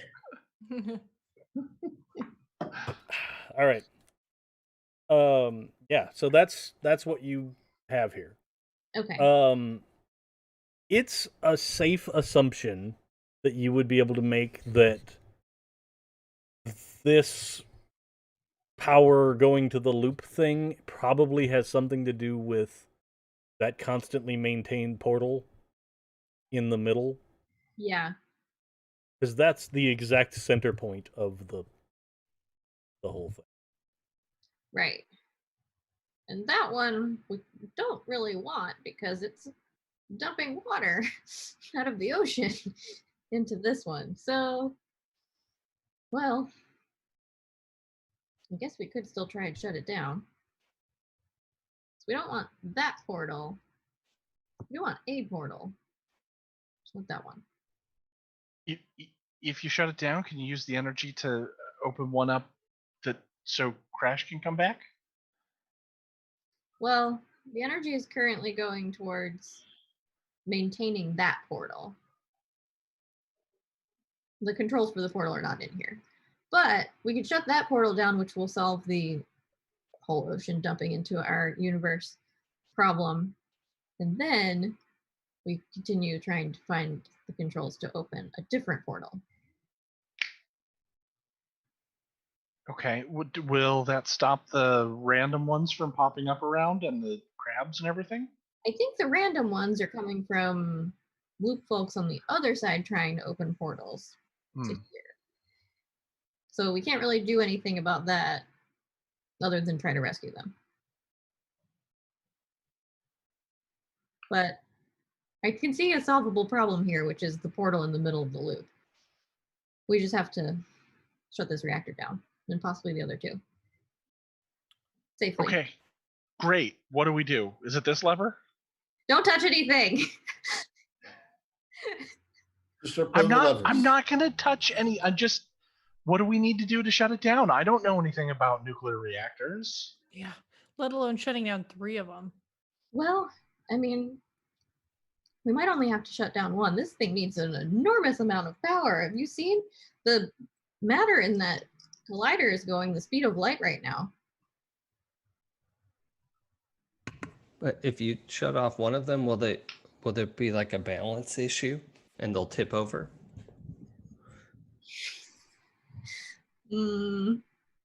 Oh.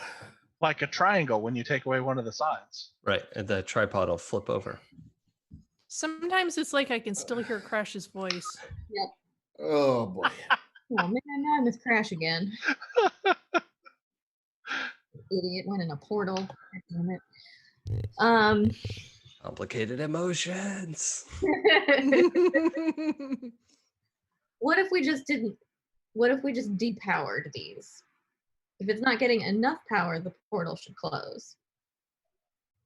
It's not doing anybody any good as it is right now, so I guess that makes sense. Yeah, taking it from 90 to 0 does seem dangerous. I didn't specialize in nuclear power, but Wait. turning it off seems ill-advised. If people still have access to this, which they do because there's lights and this is on, and there's people who are monitoring the portal and anyone who tries to get access to it because they chased us away when Crash tried to go down. Crash and Midge went down and saw the portal in the first place. Yeah. Then, aren't they going to notice if we turn down the power and it goes away and they're just going to turn it back on? And B, don't you think that maybe there's a reason why they haven't turned it off?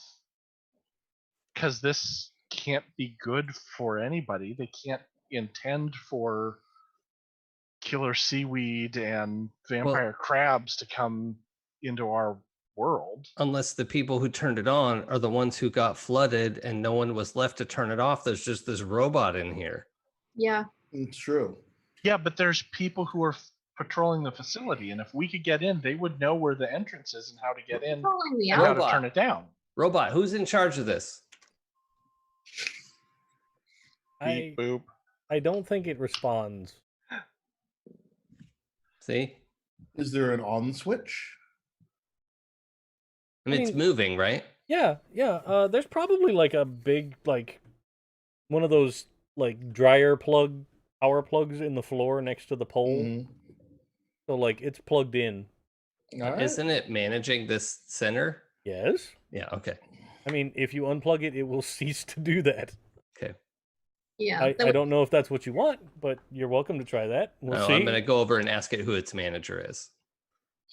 I'm not kidding. I'm actually going to go over there, but like, robot, I'm like, get in its face. Like, robot, who is your supervisor? Like you get over and like when you like lean in front of the camera face, right? Like you can like the robot like both arms retract up to the body, right? Like little raptor arms kind of. and like then you hear like not from the robot but from speakers in the room like caution, something has interfered with the operation of the control system. Please clear the space in front of the control system. I'll back up. And then like the robot like immediately just extends its arms out again and Ooh, okay, that seemed really dangerous. I'm not sure why. It just felt bad. Yeah, I mean, don't talk to the robot. Okay. I mean, you got close enough to it to know that like it doesn't seem like the robot has even any microphones on it that would pick up your voice. Just you interposed yourself between the camera and the controls. Well, I guess it just makes my point that there's nobody here to turn it off. They turned the thing on and caused a catastrophe, and there's no one to say shut down. Okay, but then who's patrolling the lake to make sure no one gets close to the portal? They might just be patrolling because they don't have any of their people smart enough to come in and do anything else about it. Idiot government officials. Yep. Nobody is going to come and fix this. They don't know how.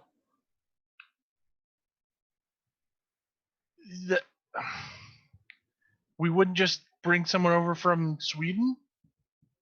Well, Maybe. who's to say the same thing didn't happen in their loop? And the American government would have to admit that it made a mistake and ask for help. That's never going to happen. Yeah, it's a pretty big boo-boo. Fine, I'm just, I just want us to think everything through before we start playing with nuclear power. Hey, that's a great idea. Yeah. But yeah, they're just gonna. I don't think we're gonna be able to find out anything unless we interfere with whatever's going on here. Mm-hmm. Well, we came down here for a reason, and we got to do something. Well, Cassie, aren't you some kind of nuclear physicist? Well, astrophysicist, it's a little different. If you say so. Yeah, but there should be. I mean, there's definitely a mechanism to turn it off. Most of the time, there's like a neutron absorbing control rod you can like insert into the thing to kind of halt the chain reaction. Yeah, that's what I was thinking. So, but I don't know if that's just in case of a meltdown. Oh, man. Should we maybe try and find the portal controls first? And then maybe instead of turning this off, we can reroute the power into the portal that we want instead of the portal that's there? We can keep looking, but that means we have to search more of the facility physically. There doesn't seem to be any indication of. They don't label their labs. How are you supposed to find anything? It seems like they didn't want people to know their way around if you didn't belong here. Yeah, I guess so. Stupid. Yeah.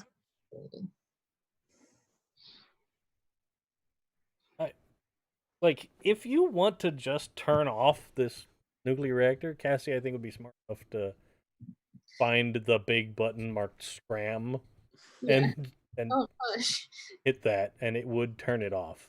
Yeah. Because these are like post Chernobyl designed American reactors that are made to be able to just be turned off quickly like that. Yeah. Without devastating consequences. So, like, Preferably. you could totally just do that if that's your goal. If your goal is to head farther into the facility and see if you can find like control room that might be controlling the particle accelerator or something like that, yeah, you could totally do that too. That's kind of up to you guys. Yeah. Well, I think maybe we should leave this alone until we find the other controls that we're really looking for, just in case we need this. I mean, if you do turn it off, then how easy is it to get it rolling again if we need that power? What if you can't turn it back on to make the portal you want? Yeah. Well, and we know where it is in case we need to turn it off. So if you guys are okay with continuing to search in here, I don't know how everyone's feeling after being attacked by super people. I'm cool to keep looking because this is important, but I also understand if people just want to like turn this thing off and go back home. We've come this far, and we still haven't found what we were looking for. What are we gonna do? Come back? Yeah, exactly. I don't want to break in here twice. Okay. All in favor of continuing to look for the control room? Let's Yeah. do it. And those weren't some superhumans. They're just a-holes who are genetically modified. So That would be the definition, I would think, of superhuman. Yeah. Genetically modified assholes. Wait. GMAs. I mean, like, half the villains and heroes are genetically modified lab accidents of some sort, so You don't Alright. get super without super science. That's true. You can't spell super without super science. The science is silent. All right. So you guys leave this room. Are you planning to close the door again, or? Nah, we might have to go back in. Let's leave it open. Okay. let's close it. Yeah, we know how to Yeah. get There's back genetically in. modified assholes. We know the code to get in. Yeah. Oh, that's true. Yeah. Yeah, let's Yeah. close it. I forgot Definitely. we have to break the door.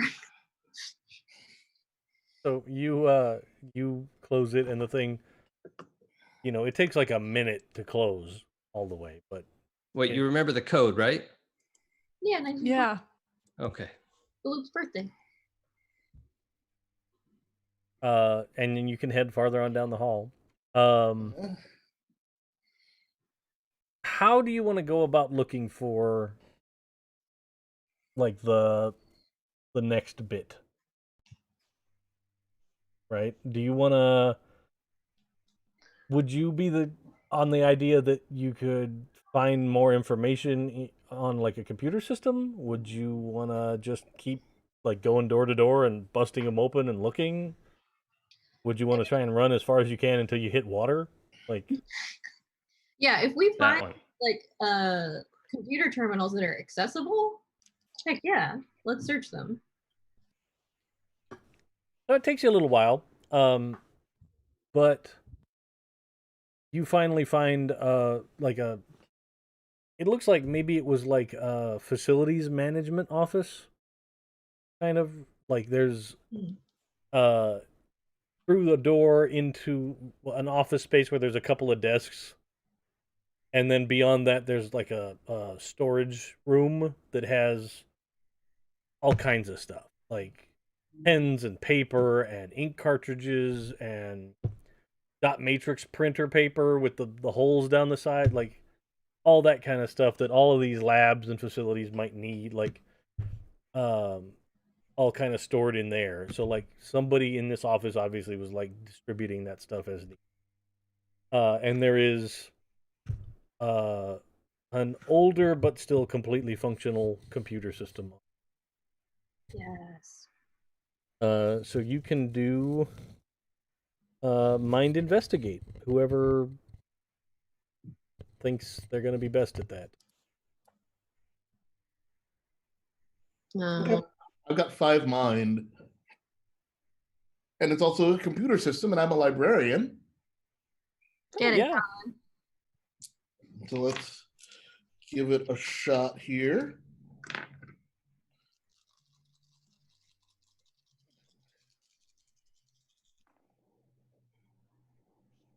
That's 1 success. Okay. Using the computer system, you're able to basically find directions to the control center for the particle accelerator, right? Okay. Like the thing that's running that whole big operation. You now have a physical location for it. Sweet. And then you can ask 2 questions in addition. If there's any other questions you. So we've gone the control room for the particle accelerator. Is there anything that's like labeled portal room? Special investigations? I don't know. That is a reasonable fucking question in this world. I'm not shutting down the question. I'm just. How dare any of you? No, I love it. So, like, I don't think there's something specifically labeled portal room, but there is probably like you managed to get access to information about this portal project, right? Got it. And like the way that it was described, the main part of that experiment was happening in a building that is now out in the lake. Got it. So it may be where they ended up and saw that portal that's maintained. Right. That might be where they're talking about. Got it. Well, I'll certainly print out everything I can about the portal project and hand all of that to Cassie. You make sense of this. It starts printing. It's going to take a bit. Like, there's a lot. Yeah, print it all. For sure. While that's going on, while he's doing his search and printing everything, I wanted to talk to Cassie real quick. Okay. Because I know she's pretty beat up right now. Yeah. Just, you sure you're doing okay? Yeah, it's fine. We're gonna find the control room, science a portal, and get Crash back from whatever fucking alien dimension he's in. We'll be fine. I'm hearing a lot of fine tonight, without that being the actual case.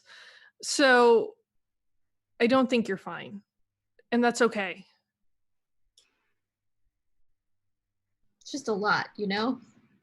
It is a lot. It's an unimaginable amount, but we got this. If anybody's got it, we've got it. Yeah. And specifically you. Yeah. I mean, sucks having to do science without Crash. But you've done science without him before, and you're going to do it again. And then you will have him by your side once we're done with all of this. Yeah. Yeah. I'm really glad you're here. Sorry I made you do crime. Oh, made me do. I don't know if that is quite accurate. Well, yeah, that's true. I am willfully participating in crime, which is real great. Well, you know. But it's also necessary right now. Yes, it is. Also, if you happen to spot any burn cream while we're wandering around in here, you know. I'll keep an eye out. My hand kind of hurts. Yeah, I've got a kit back at the car when we're all done with this too, so. Yeah. See if there's something in there. Yeah. Do you want me to lick it? My saliva should heal that right up. I'm sorry. What? No, that's a joke. Okay. All right. It scared me too, guys. It was an in-character joke, but based on Danny's nonsense. Yeah. That would be a really good skill to have. Yeah. All right. It's also just not a real life thing. Gross. Yeah. Am I able to try and help her with one of her conditions? Yeah, you can totally make a heart lead. Right? Yeah, heart lead. Yeah. See if I can't help you get some more dice back. Yeah. I got 1 success. Okay. I believe 1 success will let you clear a condition. Great. So you can pick one and I'm gonna undo scared. Because Midge has got her back. Okay. Sweet. So you are somewhat more effective again. Hooray. Midge use comfort. It's super effective. And then Colin, you've got one more question you can ask. Yeah, I out was of gonna also look up the security system. Okay. What about it specifically? How to turn it off?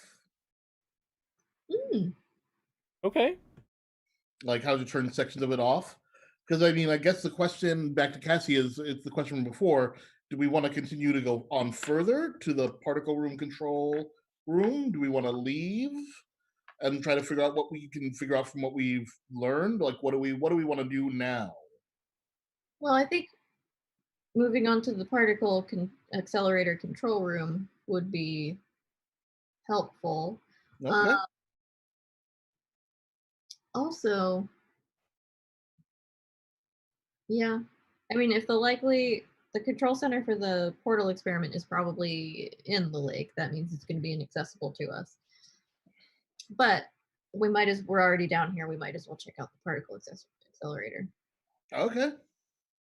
So yeah, look to see how to turn off the security between here and there in the exit. Okay. What I'll do is I'll give you +2 that you can apply to a tech program roll. Okay. To use the computer to disable the security system. +2? Yeah. And you can share that to anybody in the group, like if you want. Cassie, what's your tech program?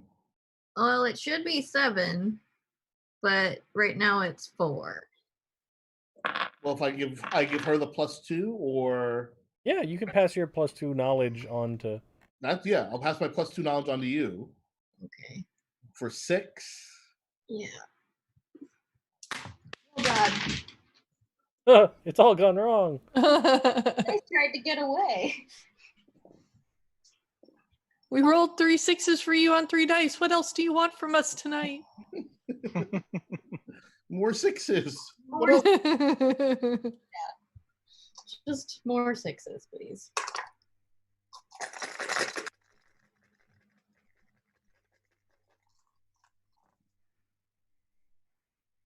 No. Those are not 6s, those are 1s, buddy. Oh. Okay, well, let's take that condition back. Oh no. Oh no. All right. Get a cool scar by the end of this.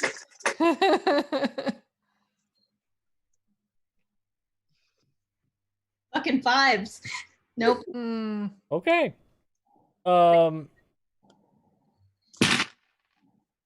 Okay, here's the way we're gonna work it. You sit down at the computer that Colin is like, hey, I found this security thing, but like I don't know how it works. Can you take a look? And you sit down and you start going at the thing, and you're relatively confident that you have shut down the security measures between here and Good. Yes. The control room for the accelerator.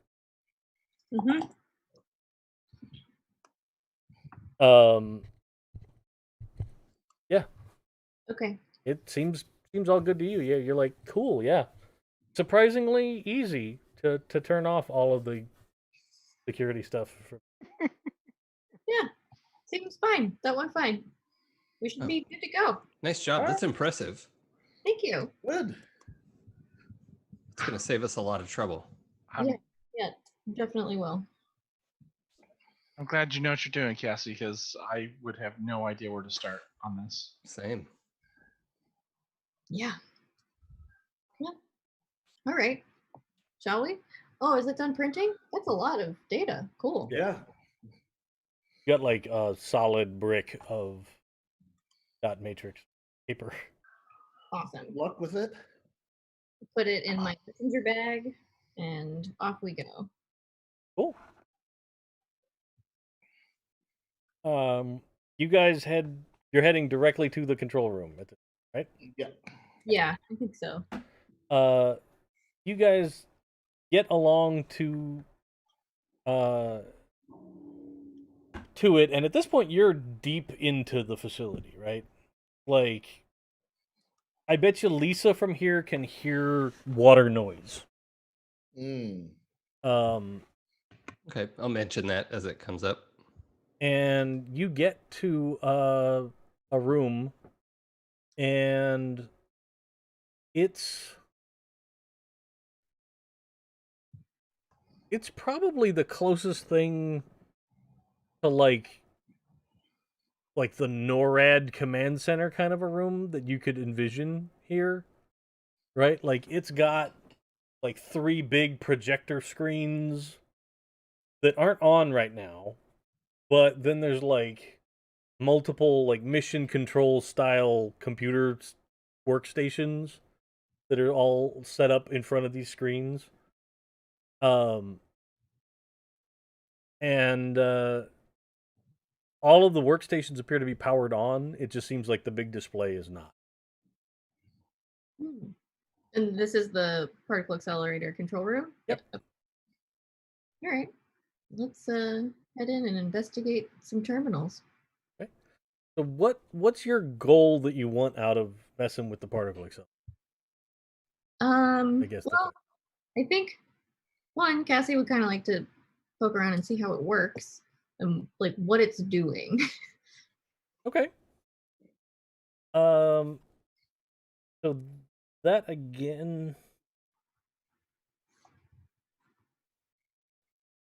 That would probably be mind comprehend. Okay. All right. 7 minus 4 is 3. While she's doing that, Dave, I want to look around and see if there's any sign of people being here recently. Sure. I will tell you that there are signs of people that have been here fairly recently. Okay. Like, I mean, you get the like there's smells of other people here. Okay. Not just dust and the cleanser from the hallway. B, there's probably some more recently dated stuff like on one of the desks. Okay. Like there's like some memos that are printed out that someone has come in here and like set down and like they've read them and then they're doing other stuff. That kind of thing. Like within the last month. Okay. Several things like that are just Okay. Talking about like maintaining the system, and like they're currently like you uncover some information about that essentially at this point they are attempting to ascertain where the portal goes and what kind of applications it could have for the United States. Mm-hmm. Right? Like, are there resources on the other side of it? Is there like that kind of investigation? Okay. I got 1 success. Okay. So basically the way it works is that either it can be set to accelerate something really fast, or it can be set to accelerate 2 things in opposite directions so that they smash into each other and create subatomic explosions, essentially, that like let them see the nature of the universe. But what they can also do is that they can sort of focus things by like changing the magnet alignments around the whole loop. So like they can essentially like wobble it a little bit and like change the focus and see if they can do stuff like that. Because in the theory, the idea was they could use it to open up other portals eventually, and the changing the frequency and the angle and all that kind of stuff would allow them to project the portal to other places. Okay.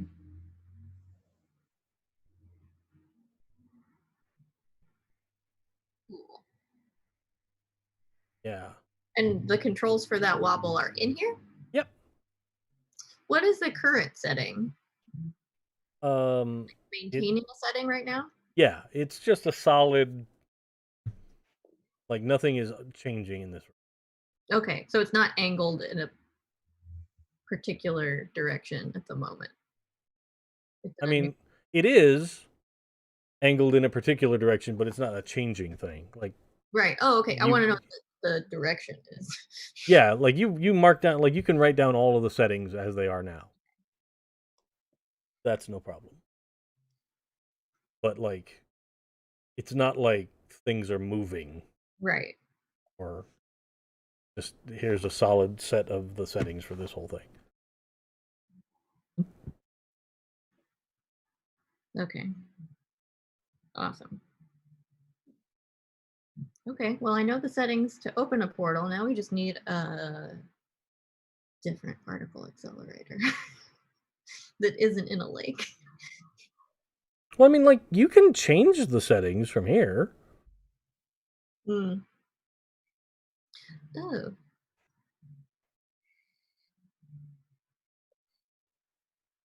Cassie, you have that look. What's going on? Well, okay, I figured out how it worked. So, particle accelerator, it either makes stuff go real fast in one direction, or two things go fast in a different direction, so they smash into each other. Look at the universe, it's fun. This place, you can like zhuzh it a little and point it in a direction, and that's how they open the portal. Okay. So currently, it's pointing, she points that way. And that's opening a portal in the center of it. So we just zhuzh it in a different direction. Maybe the portal will be somewhere else. As in not underwater. Exactly. Okay, that sounds good, maybe. Yeah. Can you just like point it up? Isn't the portal currently gushing out a bunch of water? So if you moved it away from where the water is, it would just be gushing water out of wherever? I don't think it will just move the portal. I think it probably close and reopen. Okay. And open one that's not underwater. Mm-hmm. Yeah. Open one on land that maybe we could get to without, cooking ourselves. That would be good. So do you know how to put it somewhere that we have access to that it won't cook anybody? I might need a minute to do the math. If I wanted to try and calculate. Yeah, that's exactly what it would be tech calculate. Calculate? Okay. Can I use my mini robot to help me crunch numbers? Yeah. Robot abacus mode. It's a super abacus is exactly what I was going to say. It's a transformer. Don't worry about it. Okay, so tech calculate. So that's going to be 5. All right, Dice, you can do this. We just have to save the universe. And your boyfriend. That's what she said. He lives in it.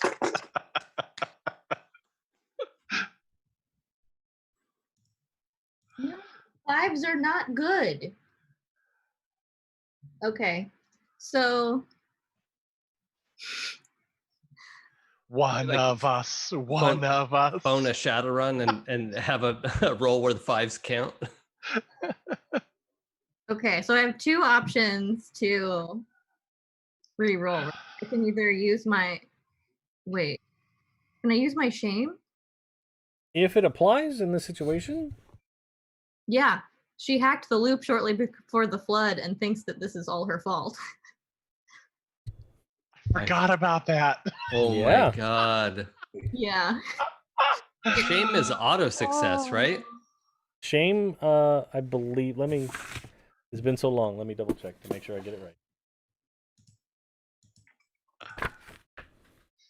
That's so good. and terrible, and I'm just gonna cry myself to sleep.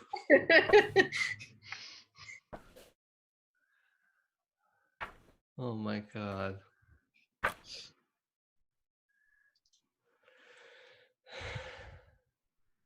You don't understand. I have to do this. Yeah,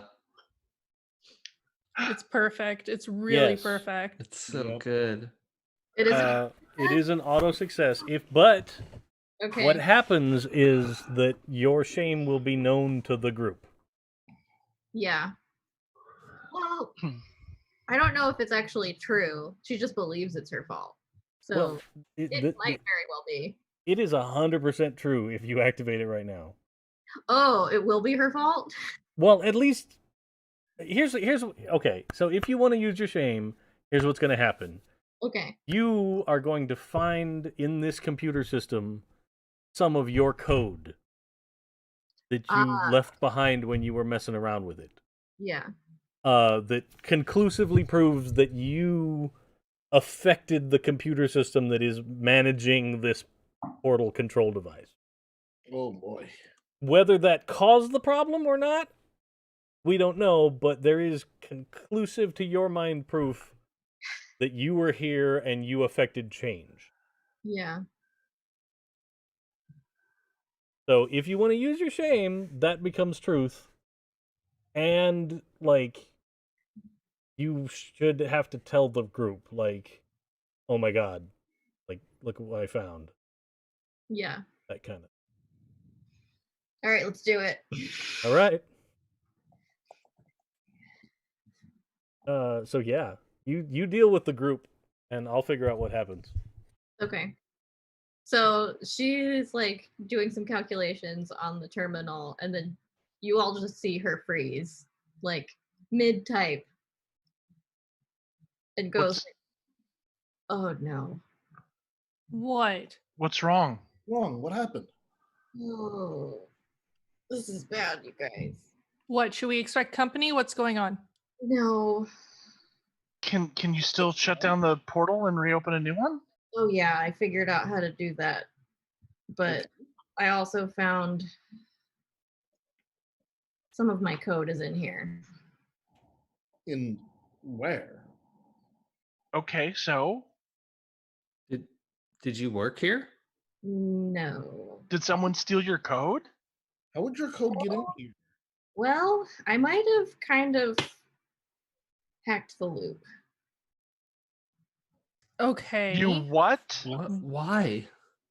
Because I wanted to find out what they were doing in here. They're so secretive about it, and I just wanted to know what kind of experiments they were doing. Yeah. I just wanted to get information. When did Okay. you hack the loop? So why is that bad? Well, I hacked it shortly before it went down. Ugh. Is this How- like no. the mind swap thing all over again where you just How shortly? yeah. Like very shortly. Oh Jesus. What does that mean? It means it's possible, inconclusive, that this might be at least partially my fault. Wow. Cassie. That's huge. One of the reasons I'm trying to fix it so hard. I wasn't sure until I saw these lines in here, and they're definitely mine. Fuck.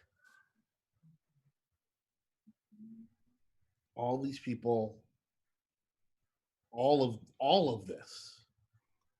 All of this, Cassie. Yeah, I know.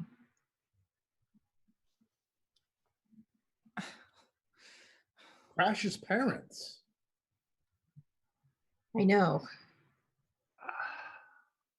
But they're alive on the other side. We We just hope. gotta get them back.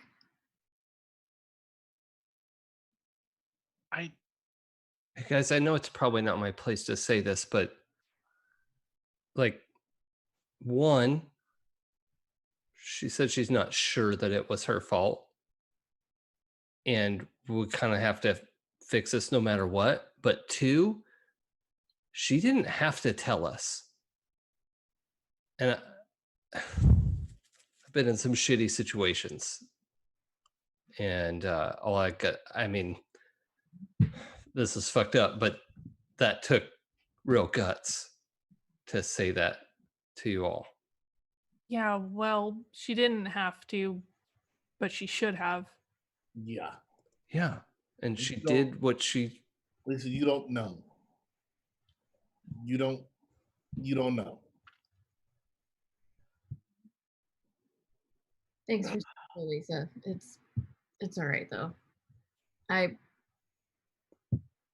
Listen, I know you guys probably don't want to deal with me after hearing this, but I need your help to fix this. I know I don't deserve it.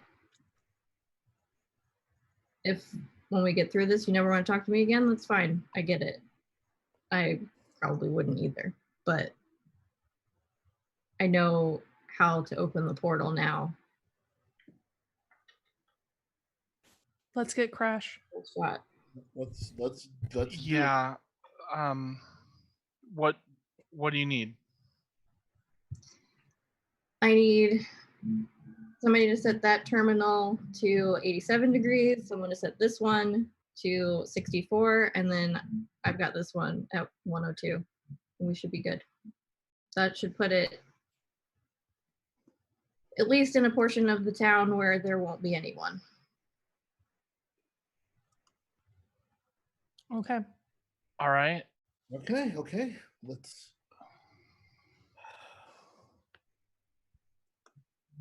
So I'm going to use it to open a portal to unpopulated desert area that's not like no businesses. Absolutely. Yeah. Yes. Not a lot of traffic. Yeah. For sure. Not the vacant lot where kids play stickball. Yeah. Not near any known like scenic hiking trails or I No, gotcha. That's none of that's totally doable. Minimal casualties. I mean, like unless there's some like random dude on like an ATV that's out for a ride in the middle of the desert, you're gonna be safe.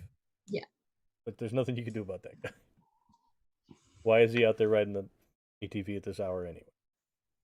So you all work together. You manage to make the changes, and like you hear the whole facility, like that level of like background hum that has just been here the whole time you're here.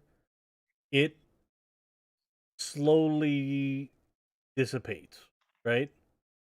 And then you hear like big like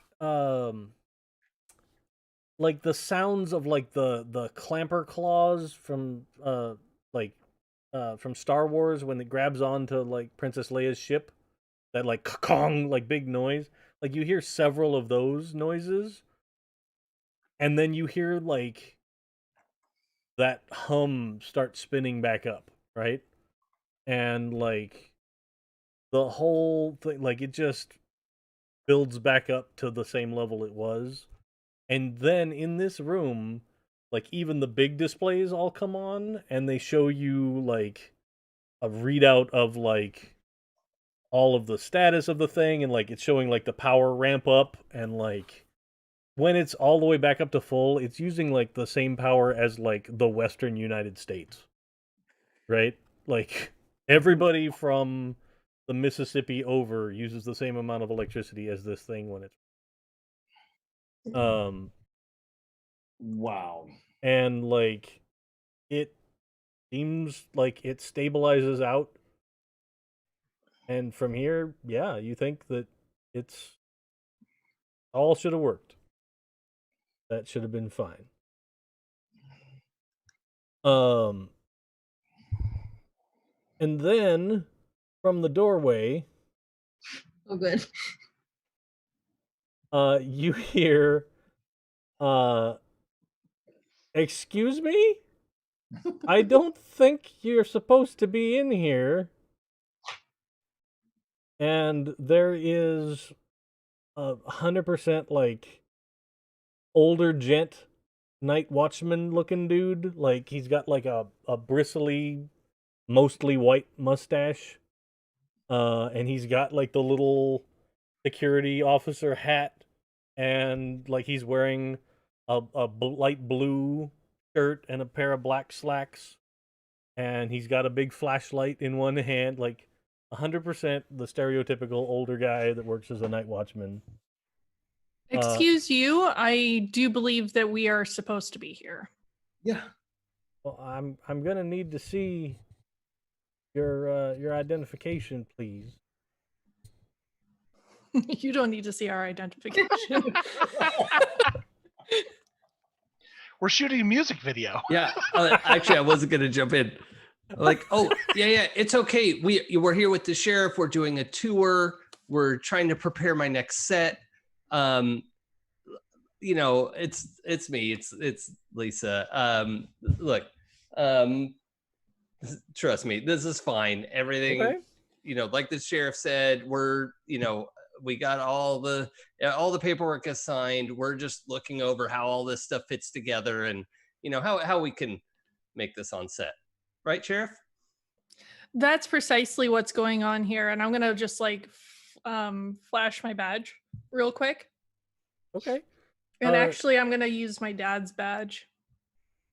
Oh, That's fine. So, the sheriff badge. So why don't you do a heart charm, and then you're gonna get +2 for the badge, Yep. and then you're gonna get +2 for Lisa's lies. Lisa's bullshit. Okay. Yeah. We're location scouting. That would be 4 successes. Holy crap! 6. Deus Domine. Sorry, guys, I have to leave now. I've summoned a demon and then some. Must use the loop of Megiddo.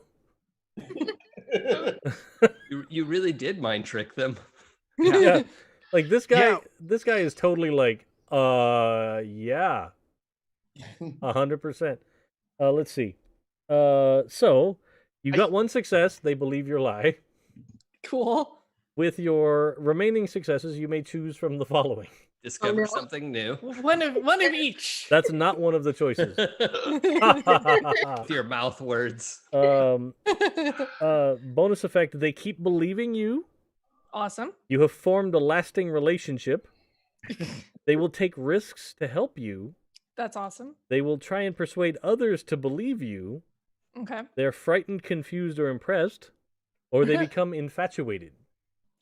Well, let's go with they're going to continue to believe me. Check.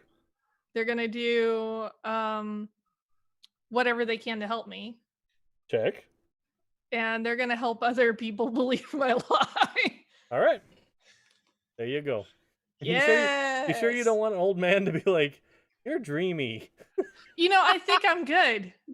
I'm real good on that front. You know, if that directs towards Lisa, I think that would be, oh, you're Right?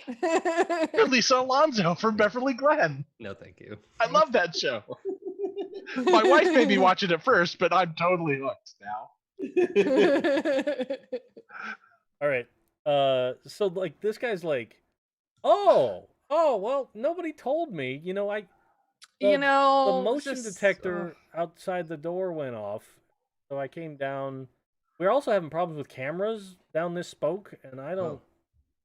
I'll have to walk down there and see what's going No, on. we later, didn't bring but- any cameras in with us. That Oh no! The ones that are here, like it seems like there's one Oh. that stopped working out towards the end, but that's a long trip, and Huh. I'm figured I'd sure get you'll out take there. care of it. I totally Yeah, understand yeah. security and enforcement. It's a never-ending job. But yeah, okay, all right. Well, you guys, make sure not to touch anything now. well, obviously, yeah. Oh no, we But, just needed to see how it works so we can get a good verisimilitude in the studio. But then he goes over to the wall. There's a big sort of switch panel on the wall, and he goes, "You guys aren't even seeing it the right way here." And like he proceeds to hit a bunch of switches, and the place like turns into the stereotypical like Hollywood command center lighting, right? Like the lights turn blue, and there's like red reading lights on all the desks on, and like Awesome. the displays up on the screen show like they start showing like a whole world map, and like it shows like the like status lights for the Sweden loop and status lights for this loop, and like all kinds of other stuff. It even shows like stuff that shouldn't be there, like probably secret missile bunkers and stuff, like all on this display. Like, yeah, you get the full like. This guy just turned on the Whopper computer to show you all this cool stuff. Well, that is impressive. That's what I'm talking about. This You know, is- Rodolfo, just remember some of this. I'm going to hit Colin on the arm. Rodolfo now. We Yeah. need to make notes. Yes, Oh, yeah. right. Cassie's already taking notes on the locations of all of those secret things on the map. Oh, yeah, this looks much more sciencey. Thank you.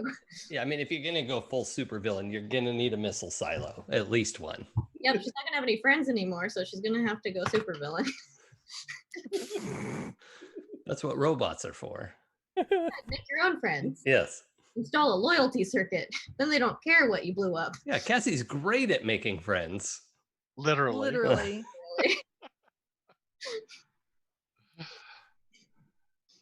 Okay.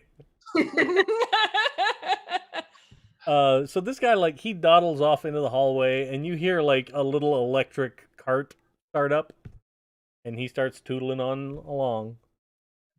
Oh, we should have asked him for the quick way out of here. Oh yeah. I'm just glad that we are covered. You actually right now. have access to with that map. Like, Yeah. now that you know where this facility is, you can find the closest stairwell to get up out of here. Sweet. That's I think Midge takes a moment and like does that like mwah to her dad's badge and just kind of goes, "Thanks, Dad," and puts it away. That was brilliant, Midge. That was incredible. Very Wow. impressive. Have you So- ever Wow. thought about auditioning for anything, or like I could get you in touch with some people like that? I think that I'm was good. impressive. I think I'm good. Okay. Well. Ah, shit. My car's way the hell out there. That it is. Yep. Come quite a way this evening. All right. Well, it's going to be easier to get to probably up there than through the freaking tunnels. So what I'd like to do here is,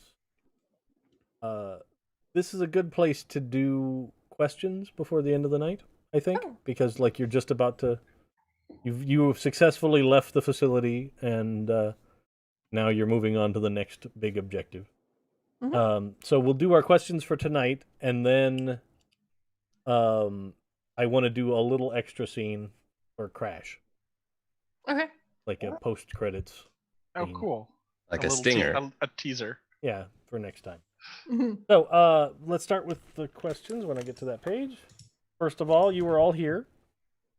By the way, if you're getting close to the max experience, you might want to spend some before you cap out. Yeah. So, you're all here. You get one XP. Mhm. Did your problem or relationships get you into trouble? Yeah. Hmm? Little. Yep. Were you broken and forced to take a scar? No. Nope. No. No. Got close. Surprisingly. Keep trying. I really do. Mhm. Did you put yourself in harm's way to resolve the mystery? Yep. Mhm. Everybody did that. Colin had a freaking axe, you guys. I know, right? The dude with an axe. I stabbed a guy with a trident. Yeah, where did Yeah, you get we've a been trident? meaning to talk to you about that. Well, you might want to lay low for a while. Yeah, that escalated quickly.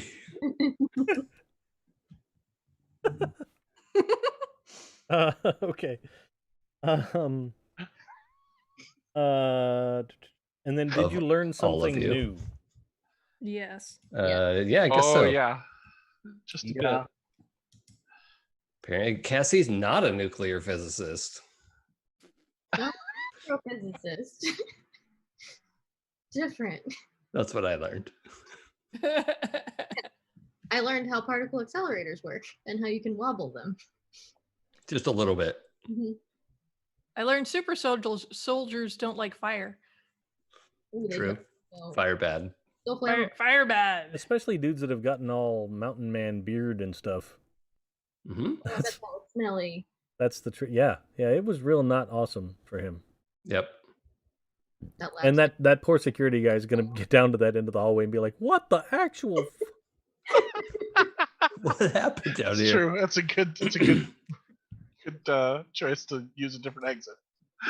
But he won't think that has anything to do with us. No. You guys are legit. Obviously, Yeah. some vandals got in down there. Yep. Or rats. Mm-hmm. Rodents of unusual size. Mhm. Yep. Or yep, rat vandals. for sure. That sounds like a great band name. Yeah. Yeah. And that was me, not Danny. That's like a weird punk revival band Yeah.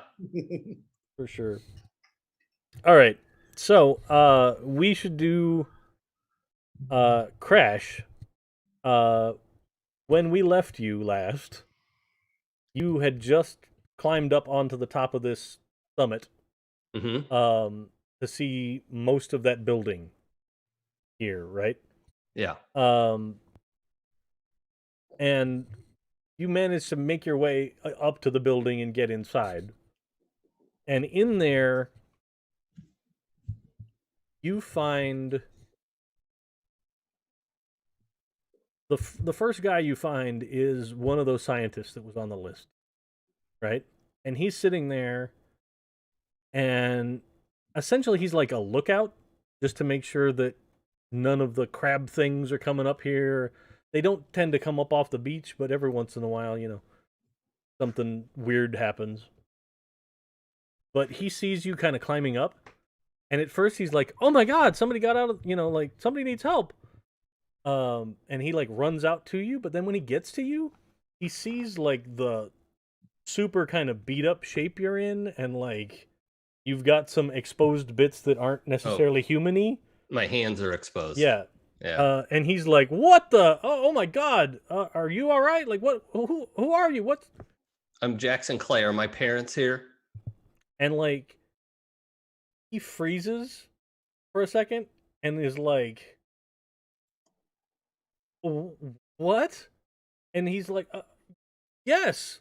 And like, he like spins around and he goes, "Hey, we need help out here!" And like, you see some other faces start peeking out around the corner of the building. And then like, you just hear this like soulful, mournful kind of wail, and your mom just starts sprinting around the corner, and like just gets up to you and Run like to meet her. Yeah. latches onto you, and like she's full in tears and like just like blubbering. She can't even really formulate any kind of words for a minute. And then like the both of you are grabbed by your dad the same way a second later. And they're both like, then they both like kind of look at you and they see how beat up you are, and they're like, "Oh my God, what are you doing here? And are you all right? Like, get back in the building. Like, come on." Yeah. There's a portal that's flooding water into the town, and we found it, and I thought you guys might be through here, so I've come to bring you back. Oh. Okay. We How have you lived here? You've been gone for months. we've managed to make it for a while. Luckily we have, and then like they point back up the hill, and there is like a full like almost like the ED-209 robot from RoboCop, right? Mm, Like it's got two big gun arms and Yeah. like it's a big like bipedal tank almost kind of a thing. hmm And like it kind of steps out around the end of the building and is like, no threats detected, like in a big officious voice. And they're like, we managed to get it working and cobble it together from what we had in the lab, and Well, if anyone could, you two could. and so yeah, we've kind of made it. Luckily that doesn't seem like the biology here is incompatible with us. That probably would have cropped up pretty quickly. So we've kind of made. We've been trying to build a electromagnetic lens to focus the off bleed energy from the bridge to help us try and communicate back to Earth. Yeah. So that's how somebody got the note to us. Yeah, we were as surprised as anybody when we're finally getting to the point where we're able to create some stable effects. And all of a sudden a freaking croquet ball flew through and it hit Johnson over there, and like the guy's like, he's got like a black eye. Yeah. I'm sorry.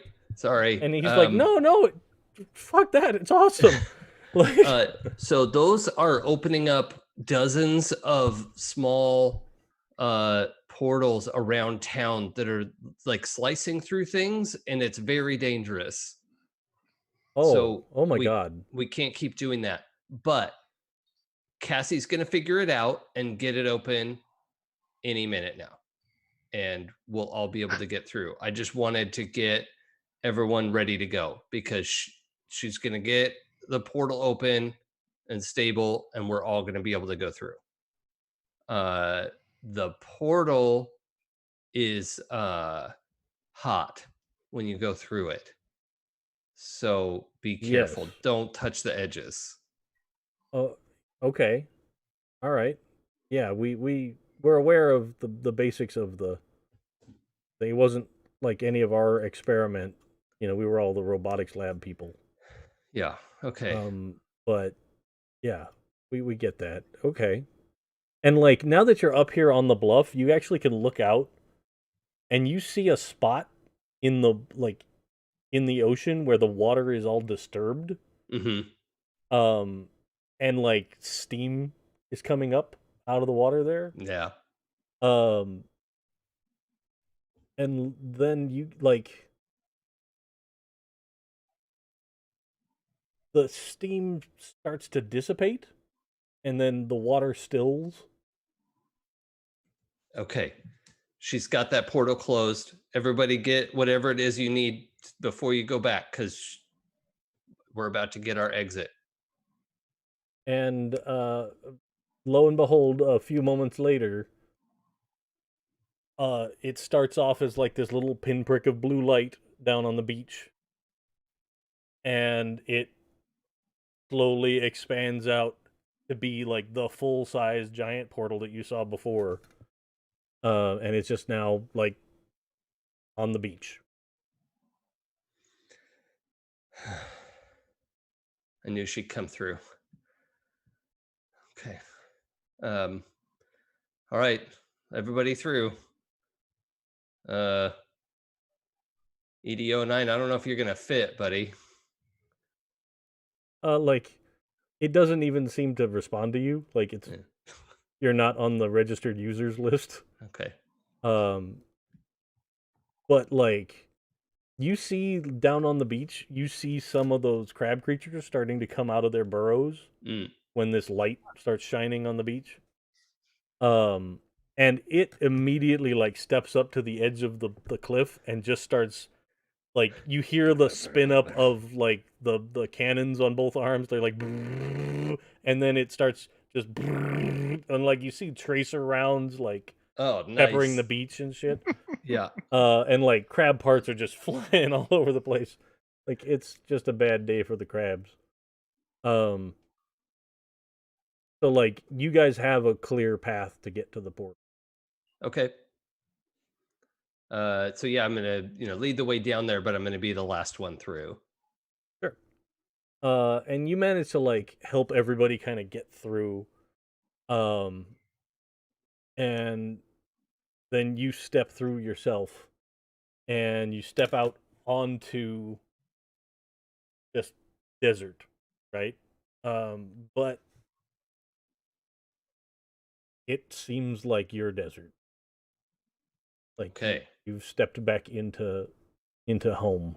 How bad is my vision at this point? Like 90% bad. Yeah. Okay. Like you're almost like you're bumping into people. Yeah. Like because it's 90%, but it's like just a couple of dots left in each one, and the rest is all just kind of jacked up dead pixels. Mom was the roboticist and Dad was the coder, I think. I think so, yes. So yeah, I'm just gonna like go up to Mom like, Mom, I'm gonna lose vision pretty soon. So I'm gonna need your help. Okay, and like you feel hands on you. Okay. And then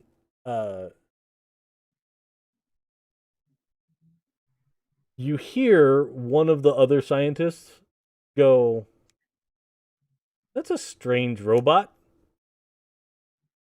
And then somebody else goes, "Well, I don't think it's one of ours. It's kind of got big arms on it. Oh no. Weird." Oh. And then you hear somebody go, "Ah!" Like you hear like an impact noise. You go to hell, Dave. Somebody. Yeah. Because I gotta get Cassie as angry as possible.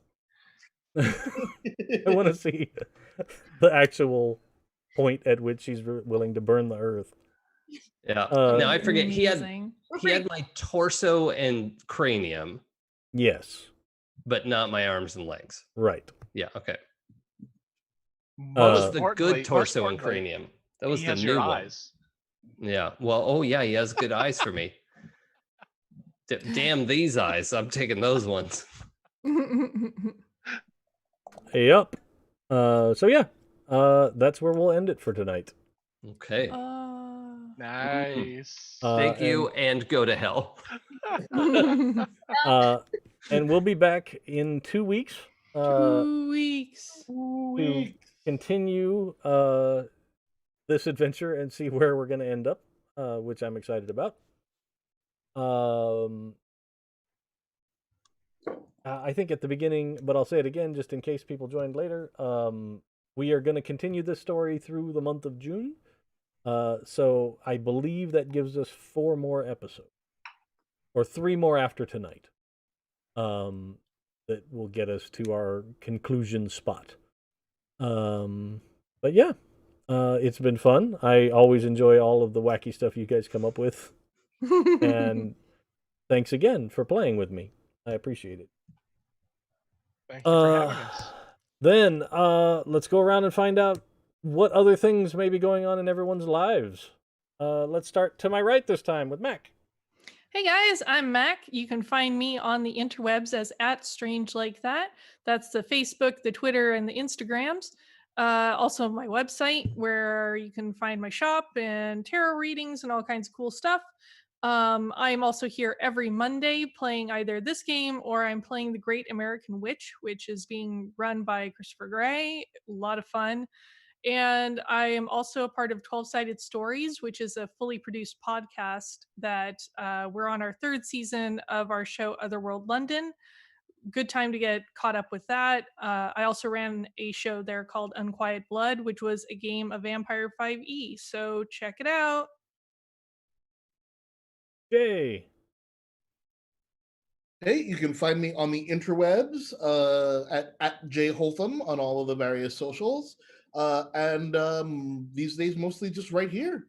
The occasional podcast or whatever, but I can get that info all mostly on the Twitters at Jay Holtham. You get Sam. Hello.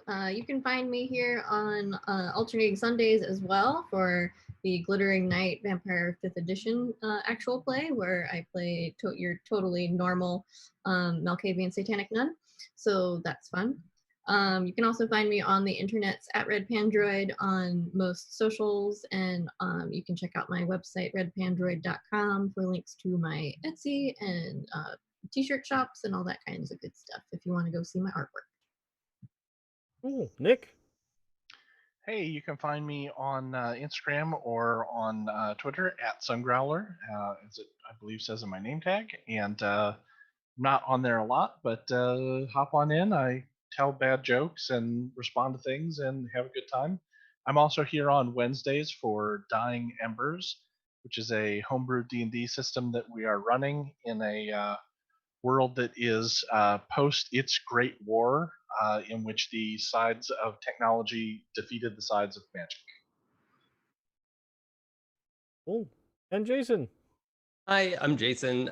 You can find me on Twitter and Twitch as It's Probably Okay, and just the letters okay. I'm here for this on every other Monday. On the opposite Sundays from these weeks, I'm also DMing D&D 5e, but we're doing an experiment where we're swapping in the 2d10, two 10-siders instead of the 20-sided die. And that's an Eberron setting that is also going to be relatively short run, probably wrap up in July. So catch that while it's going. Fridays, I have stuff on my channel where we have Friday Fly Day, Shelter in Space, where we're Sam DeLev and I are playing No Man's Sky in just chill. That's it. Like there's no winning or scores or points or like we're just chill and it's nice. And Saturday mornings are the Return to the Spider-Verse campaign that I'm running using masks and a bunch of fun folks. It's a set in the Into the Spider-Verse movie setting, and it's also alternate universes because there's people from like a bunch of different streaming and podcasts and whatever all over the place. So it's a bunch of super cool folks that I tricked into playing a game with me. So be sure to check that out on my channel if you get a chance. Super cool. Well, thanks out there for joining us, and we'll be back in 2 weeks. See you next time. Bye. Bye.